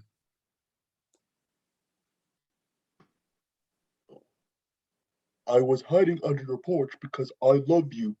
Can I stay? Can you stay? Well, you're my dog, aren't you? And I'm your master. You are my master? Doug lunges forward and overwhelms Carl with dog kisses. Oh boy, oh boy. Exterior, Carl's house floating continuous. The house flies off into the sky. A good boy, Doug. You're a good boy. Exterior, open sky day. Russell steers toward the clouds, toward the dirigible. Interior, dirigible continuous. Dogs play poker. Seriously. Behind them, Russell flies past with the leaf blower. They turn to look. Oh, really? Exterior, dirigible. Russell steers wobbly toward an open dirigible window. He smashes into the wall. Woof. He tries again and tumbles through the window. Interior, dirigible continuous. Russell releases the balloons and picks up the leaf blower, ready for action. Yes. Don't worry, Kevin. I'll save. And growling dogs move toward him. Russell blows the leaf blower at the dogs. Interior, dirigible cage room. Muntz stares into the bird cage, mesmerized. She's miserable and scared. They wouldn't believe me. Just wait till they get a look at you. Alpha enters. Master, the small mailman has returned. What? Interior, dirigible. Dogs tie Russell to a chair. Let me go. Enter Muntz. Where's your elderly friend? Russell blows the leaf blower in Muntz's face. He's not my friend anymore. Russell grabs the leaf blower and drags Russell out. Jesus. Well, if you're here, Frederickson can't be far behind. Interior, dirigible trophy room. Muntz drags Russell through the trophy room. Where are you keeping Kevin? Interior, dirigible ramp room continuous. Muntz sets Russell down and walks to a control panel. Let me go. Scream all you want, small mailman. None of your mailman friends can hear you. I'll unleash all of my mailmen and wilderness explorer training. Yes, mailman. Muntz is about to throw a switch when he looks out the porthole. Flying toward him is Carl's house. Alpha, Frederickson's coming back. Guard that bird. If you see the old man, you know what to do. Muntz pulls the switch and walks out of the room. Hey, where are you going? I'm not finished with you. Nice talking to you. Nah. Muntz slams the door. Light emerges from the floor. Russell is on the ramp, which is opening. Russell reacts. Interior, dirigible cockpit. I would react to. Muntz enters the cockpit and takes the wheel. Where are you, Frederickson? Exterior, dirigible. The dirigible turns, revealing Carl's house sneaking up behind. Interior, Carl's house living room. Carl steers toward the cockpit. He dons Russell's sash, then hooks his cane onto his back. He's fighting for a cause. He hears screaming. It's Russell tied to his chair. He slides on the ramp as it lowers, closer and closer to the edge. Russell! Carl steers his house to the dirigible. Exterior, dirigible ramp continuous. Carl flings the hose, hooking it to the ramp railing, using his cane as a zip line. Carl slides to Russell, catching him just as Russell slides off the ramp edge. They land safely together. Kevin! Doug, bring her over. Doug winches in the hose caddy, pulling the house closer to the dirigible ramp. Carl carries Russell into the house. Interior Carl's house continuous. Carl sets Russell, still bound, down in the front hall.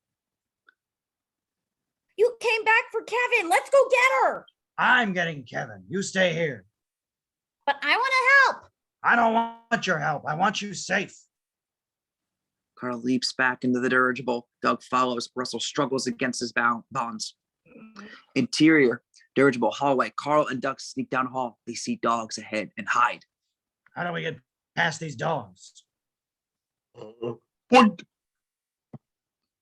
Brilliant. Doug points to a grate in the wall. Interior dirigible gas cell area. Doug leads Carl backstage through a vent shaft into the dirigible. They sneak past 2 biplanes. Interior dirigible cage room. They emerge through a grate near the ceiling. They look down into the room where the bird is kept in a cage. Kevin. The bird recognizes Carl and cries out. Don't worry, Kevin. We're on our way. Alpha enters, leading a group of dogs. Carl and Doug duck into the shadows and watch unnoticed from above. Allow no one to be entering through these doors. Guard well that bird, my minions. What do we do now, Doug? Doug is lost in ecstasy, chomping on a tennis ball on the end of Carl's cane. Interior dirigible, Curtis, that was awesome. Cage room, moments later. Carl drops down from the ceiling and stands on his cage. He bangs his cane. All the dogs turn. He grabs a ball from his cane and waves it in the air. Who wants the ball? Me, I do! I want the ball. Then go get it. Carl throws the ball. The dogs scramble after it. Interior dirigible hallway outside of cage room continuous. The dogs pile into the hallway in pursuit. I'm gonna get this. I'm gonna get there first. I get it. Gamma I catches up. get it. Behind them, Carl shuts the door.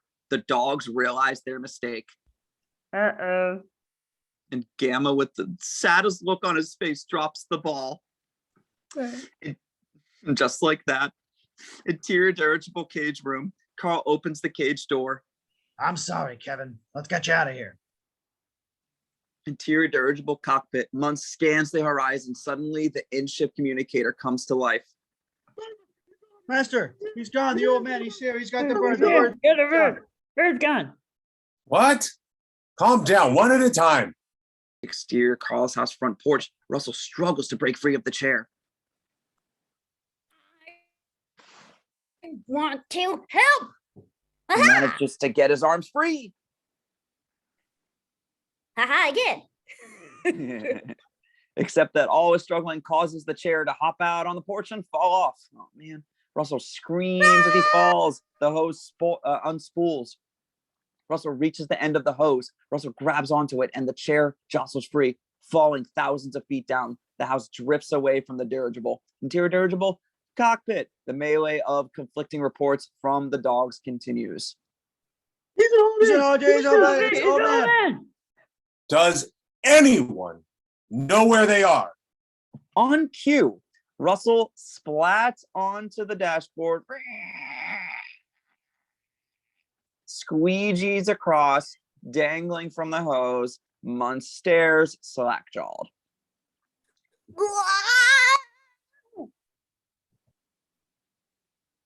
And the house floats off. Gray leader, take out the house. Exterior Carl's house. Russell clings to the end of the hose, swaying in the wind. What's that noise? From beneath the dirigible emerges. Exterior open sky continuous. From beneath the dirigible, 3 Spitfire airplanes emerge. As they get closer, it is clear they are being flown by dogs. Gray leader checking in. Grade 2, checking in. Grade 3 checking in. The planes fall into formation and fly toward the house. Target sighted. The dog squadron later bites down on a squeaky bone chew toy that fires poison darts. The biplane fire and strafe Carl's house with darts. Russell screams, swaying beneath it on the hose. Interior dirigible trophy room. Carl. Interior dirigible trophy room. Carl, Doug, and the and Kevin escape through the trophy room. Come on, Kevin.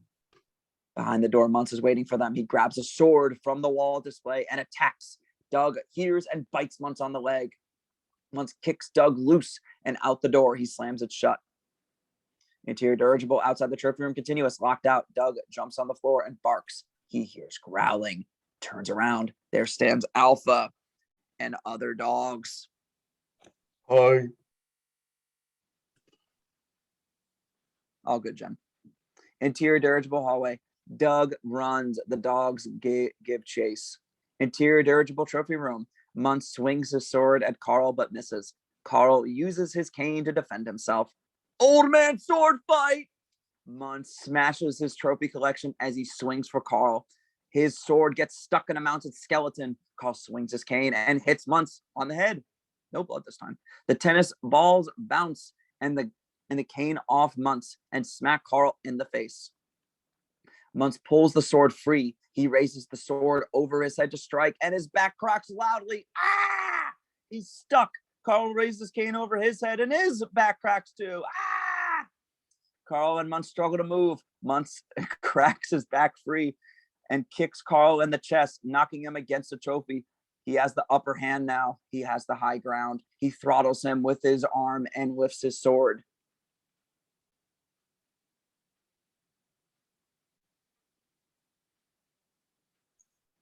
Any last words, Fredrickson? Come on, spit it out.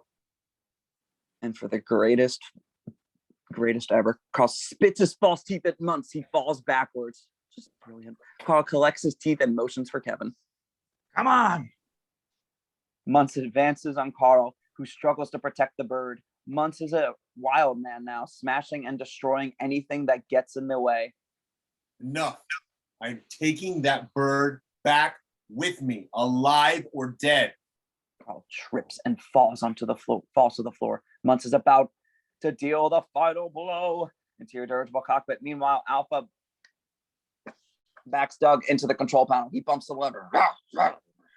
Exterior dirigible continuous. The entire dirigible rocks wildly to the side. Interior dirigible trophy room. Muntz is knocked off balance. He slides to one side. Trophy cases slide after him. The dirigible tilts to the other side. The broken trophy cases barrel straight toward Carl. Carl's thrown into a window, which bursts open.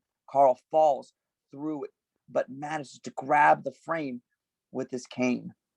He dangles over open air. He sees the biplane circle in the house, Russell hanging beneath it. The ship corrects again. Carl climbs back inside. Muntz comes at Carl. Come on, Kevin. Exterior side of dirigible, continuous. Carl climbs the work ladder up the side of the dirigible. He pushes the bird along as he goes. Muntz follows up. Interior dirigible cockpit. Alpha throws Doug viciously across the room. Alpha throws him again, and Doug crashes into the steering wheel, knocking a radar shade off the control panel. Alpha moves in. Doug hides behind the steering wheel. I will have many enjoyments of what I'm about to do, Doug. Alpha lunges at Doug through the steering wheel. Doug cowers, but then notices the radar shade. As Alpha lunges again, Doug jams the shade over Alpha's head. Oh my God. Alpha's head is stuck, trapped by the cone. The dogs all gasp. He wears the cone of shame. What a sucker! Do not just sit there sitting. Attack! The bump causes collar to go funny again. The dogs all howl with laughter. Stop your laughing! Why don't you take a kill? Get this off of me! Listen, you dog, sit. Surprised at Doug's moxie. Alpha 6. All along, all other dogs sit too. Yes, Alpha. Alpha, I am not Alpha. He is. Oh. So proud of you, Doug. Exterior Carl's house. Russell tries to climb the hose. His hands are about to give out. The biplanes head straight at Russell. I can't do it. Behind him, Carl is climbing the side of the dirigible for dear life, Muntz closing in. Russell! Huh? Carl calls for help. The Wilderness Explorer call. You leave Mr. Frederickson alone! Ugh. Russell climbs. He's more machine than boy now. Biplane shooting the whole way. He climbs up onto the porch. The biplanes close in. You get him, Russell. And Russell yells at them. Hey! Squirrel! All the dog pilots snap to attention. Girl? Where's the squirrel? The biplanes dive, crash into each other. The dog pilots parachute out. I hate squirrels. I don't blame you there, Gamma. Exterior side of dirigible. Carl climbs. Muntz grabs Carl's foot. Carl defends himself with his cane, knocking Muntz off the ladder. Muntz catches on to a rung of the ladder. He watches Carl and the bird climb. Muntz descends the ladder. Exterior dirigible top day. Carl and the bird make it to the top of the dirigible. Suddenly, a trapdoor opens. Carl gasps. But it's Doug! Doug! Doug jumps up on Carl, licking his face. Buster. The house bears down on them. They run to meet it. Russell, over here, let's go. Russell steers the house toward Carl. Mr. Frederickson! The house slows and lowers atop the airship. Carl hoists the bird onto the porch. Come on, Kevin.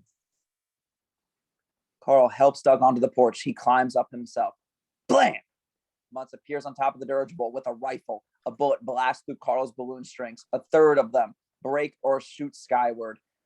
The house plummets, crashing onto the dirigible. Carl is thrown from the house onto the airship. The house slides toward the edge. Russell, Doug, and Kevin still inside. No! Carl scrambles to grab the hose, trailing from the sliding house. The house slides onto the dirigible's tail fin. Holding the hose, Carl digs in his heels and is just able to stop it. The house teeters on the very edge of the tail fin. Russell, get out of there. Russell, Doug, and Kevin run toward the front porch. Blam! The bullet smashes the door jamb next to them. Muntz storms toward the house. Carl holds desperately to the hose. No, leave them alone. Russell and others duck inside and slam the door. The house tilts, threatening to tip off at any second. Carl holds on for his life. Muntz pounds on the door with the butt of his rifle. Interior Carl's house hallway. Russell, Doug, and Kevin back away from the door. Exterior dirigible top. The house slides farther over the edge. Carl struggles to hold on. The hose caddy is ripping free from the house. The bolts pop from the wooden siding. It's about to go. Interior Carl's house. Russell, Doug, and Kevin run into the living room. Exterior dirigible top. Muntz kicks the door. Suddenly, Carl has an idea. Russell, hang on to Kevin. Don't let go of her. Interior Carl's house, living room.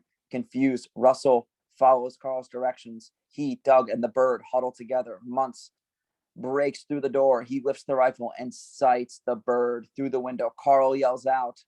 Exterior dirigible top. Kevin, chocolate. Carl holds aloft a bar of chocolate. Interior Carl's house, living room. Kevin lunges, pushing past Muntz and knocking the rifle from his hands. Muntz lunges after them. Exterior Carl's house. Continuous. The hose caddy breaks free. Kevin leaps through the window. Russell and Doug hanging from her side. Muntz leaps after them. But balloon strings tangle around his leg and pull him back. Muntz hangs for a moment. It's thousands of feet from the ground. He falls. Exterior dirigible top. Panting. Carl is left holding the hose. He pulls himself toward the edge. The hose curves beneath the tail fin. Finally, it swings out. That was cool. Russell and Doug dangle from it, sitting on Kevin. The bird holds onto the hose with her beak. Carl laughs, relieved. Hey, don't jerk around so much, kid. Russell climbs up, followed by the bird and Doug. Oh, I am ready to not be up high. Carl laughs heartily as Doug jumps on him, licks his face. Carl looks into the distance. His house, now empty, floats softly down into the clouds and disappears. Sorry about your house, Mr. Fredrickson. Carl smiles. He puts his arm around Russell. You know, it's just a house. Carl, Russell, Doug, and Kevin stand on the tail of the airship, floating off over the clouds. Dissolve to exterior mountain labyrinth gate afternoon. Carl and Russell hold and cuddle the baby birds. The babies peck at Carl's head. Carl and Russell laugh.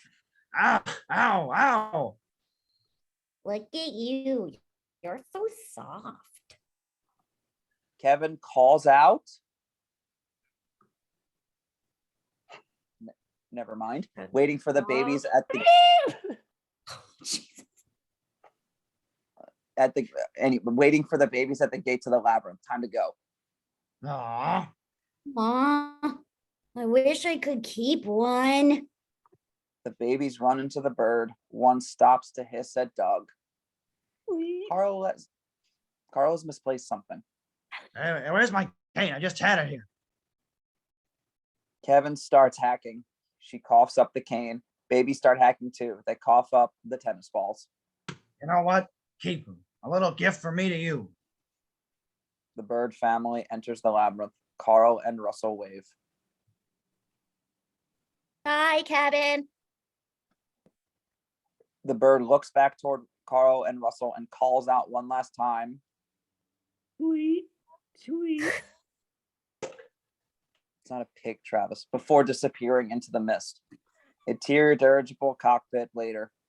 Carl and Russell both wear matching leather flight helmets and goggles. Ready? Carl gives the thumbs up. Ready.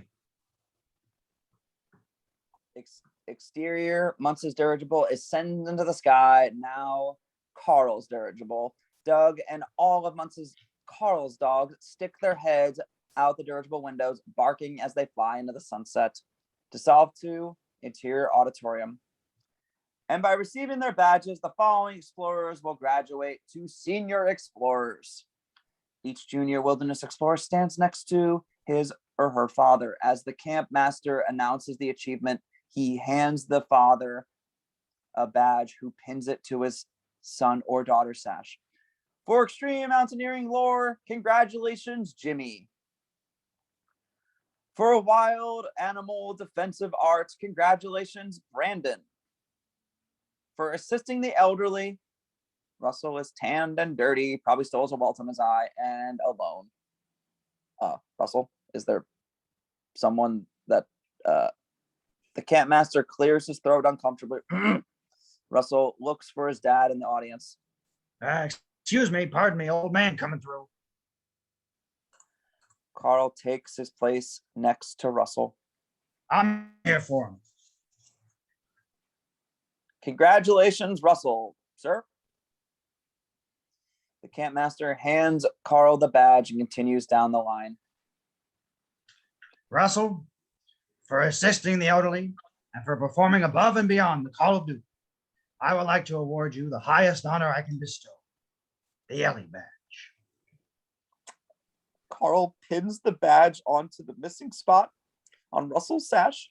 It's Ellie's grape soda pin. Wow. Carl smiles. They salute each other. Russell gives Carl a hug. Carl returns it. Russell's mom sits in the audience with Doug. Russell proudly shows her the badge. All right, I think that covers everybody. So let's give a big explorer call to our brand new senior wilderness explorers. Ready, everybody? The camp master leads the audience in the wilderness explorer call. Call, call, Roar! Carl's dogs sit in the back barking in approval. Dissolve to exterior curbside Fenton's ice cream parlor day. Carl and Russell sit on the curb licking ice cream cones. Russell has chocolate and Carl has butter brickle. Cars pass by. Blue one. Red one. Right one. Red one. Oh, for giggles. That's a bike. Well, it's red, isn't it? Mr. Fredrickson, you're cheating. No, I'm not. Red one. That's a fire hydrant. You laugh. Well, maybe I need new glasses. Overhead, Muntz's dirigible. Carl's dirigible is parked. Its ladder in the handicapped parking spot. Oh, God. I noticed that. To solve 2, exterior Paradise Falls afternoon. On top of Paradise Falls sits Carl and Ellie's house, just as Ellie imagined it. The end. All right, guys. Thank you for watching this, and we'll see y'all at the next reading. Bye-bye. Bye-bye.